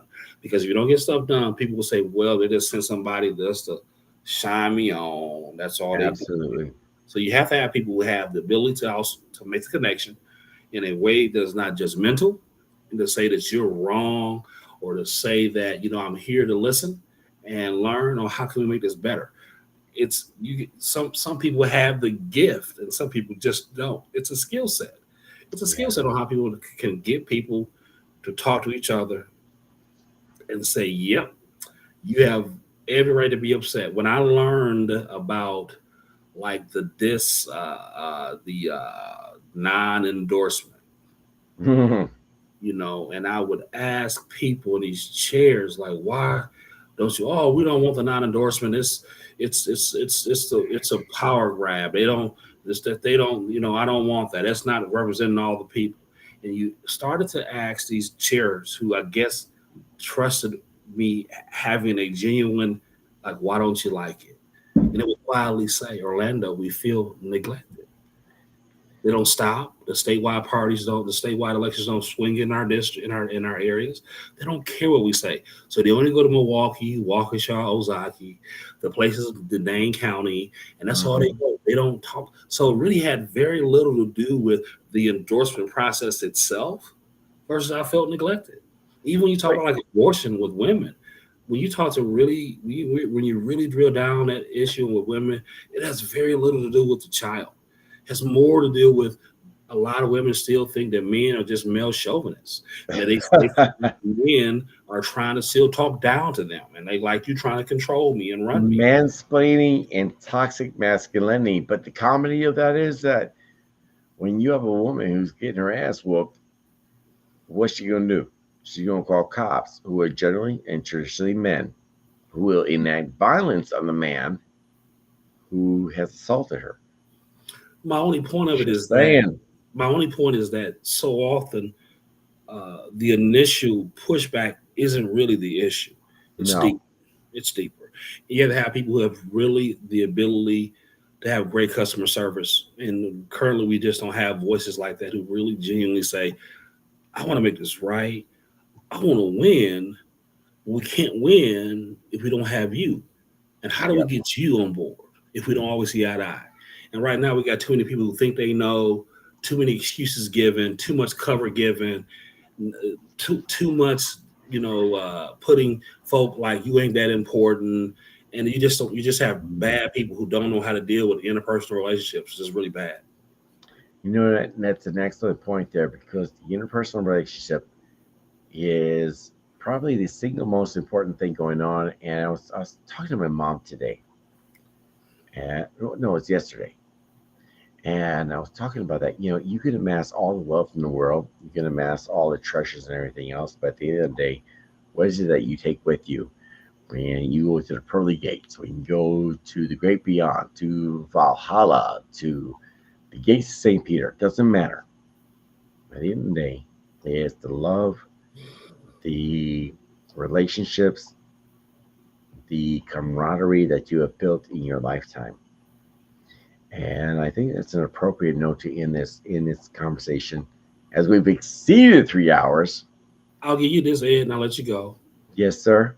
You need to have the right people with the right skill set. And I don't think those people are political people. I think these people are business people. These are sales people. These are marketing people. They're not nothing against nobody, but they're not poli sci majors. Yeah. These are people who deal with people kind of like you, who deal with people every single day, who have to figure things out with customers, who know I can't raise my voice at you, to know I need something from you, and I need you to buy this product, and I need to understand what is read the room. Exactly. Yep. So, Orlando, we had your website up there. You know what's going on, man. Praying for you, bro. Let's have a conversation tomorrow, man, and just elaborate and just kind of expand upon everything. All right. Thank you very much. We got Orlando Owens here. We have Stephanie Soucek. Man, here's the comedy of everything. I only want to be on for 1 hour tonight. We've exceeded 3. Are we surprised? Why, no. No, we're not. That all being said, though, I want to thank everybody for being here tonight. Great conversation. There's still a lot of unanswered questions, whether it be for the Little White Schoolhouse. I don't think it's as bad as people think that it is. Whether it be for, pick your issue. contextualize. It's very important to do that. And again, as we spoke about earlier tonight, all these things are extremely important.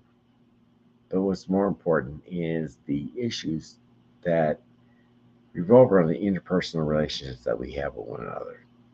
Obviously, we had a bit of a heated conversation between Stephanie, Orlando, and I. But at the end of the day, can we have these conversations and still be friends? Do we need to have ad hominem attacks, personal attacks on a person? Do we need to call, slut shame, call someone a prostitute, other stuff like that? And honestly, if you're that person and you're still watching tonight, I'm just going to put it point blank. You're garbage. And if you have a problem with any of that, you ain't going to do anything about it. And I'm okay with saying that. Really, if we as conservatives, right-leaning individuals, whether you're a right-leaning libertarian, right-leaning moderate, hell, even right-leaning authoritarian, we want something that is for the betterment of all. But this circular firing squad garbage, we can't do that. Because at the end of the day, really, if we win nothing, we have nothing. An important note, everyone needs to take to heart. Now, that being said, though, I wish you guys a good night. I wish you guys a happy Monday. Wake up tomorrow and be grateful that you can wake up, stand on 2 feet, go to the bathroom, do your thing, and celebrate International Ass Kicking Day. Celebrate it on all days ending in Y. And on that note, good night. God bless you. God bless the United States of America. God bless Wisconsin. I'm out.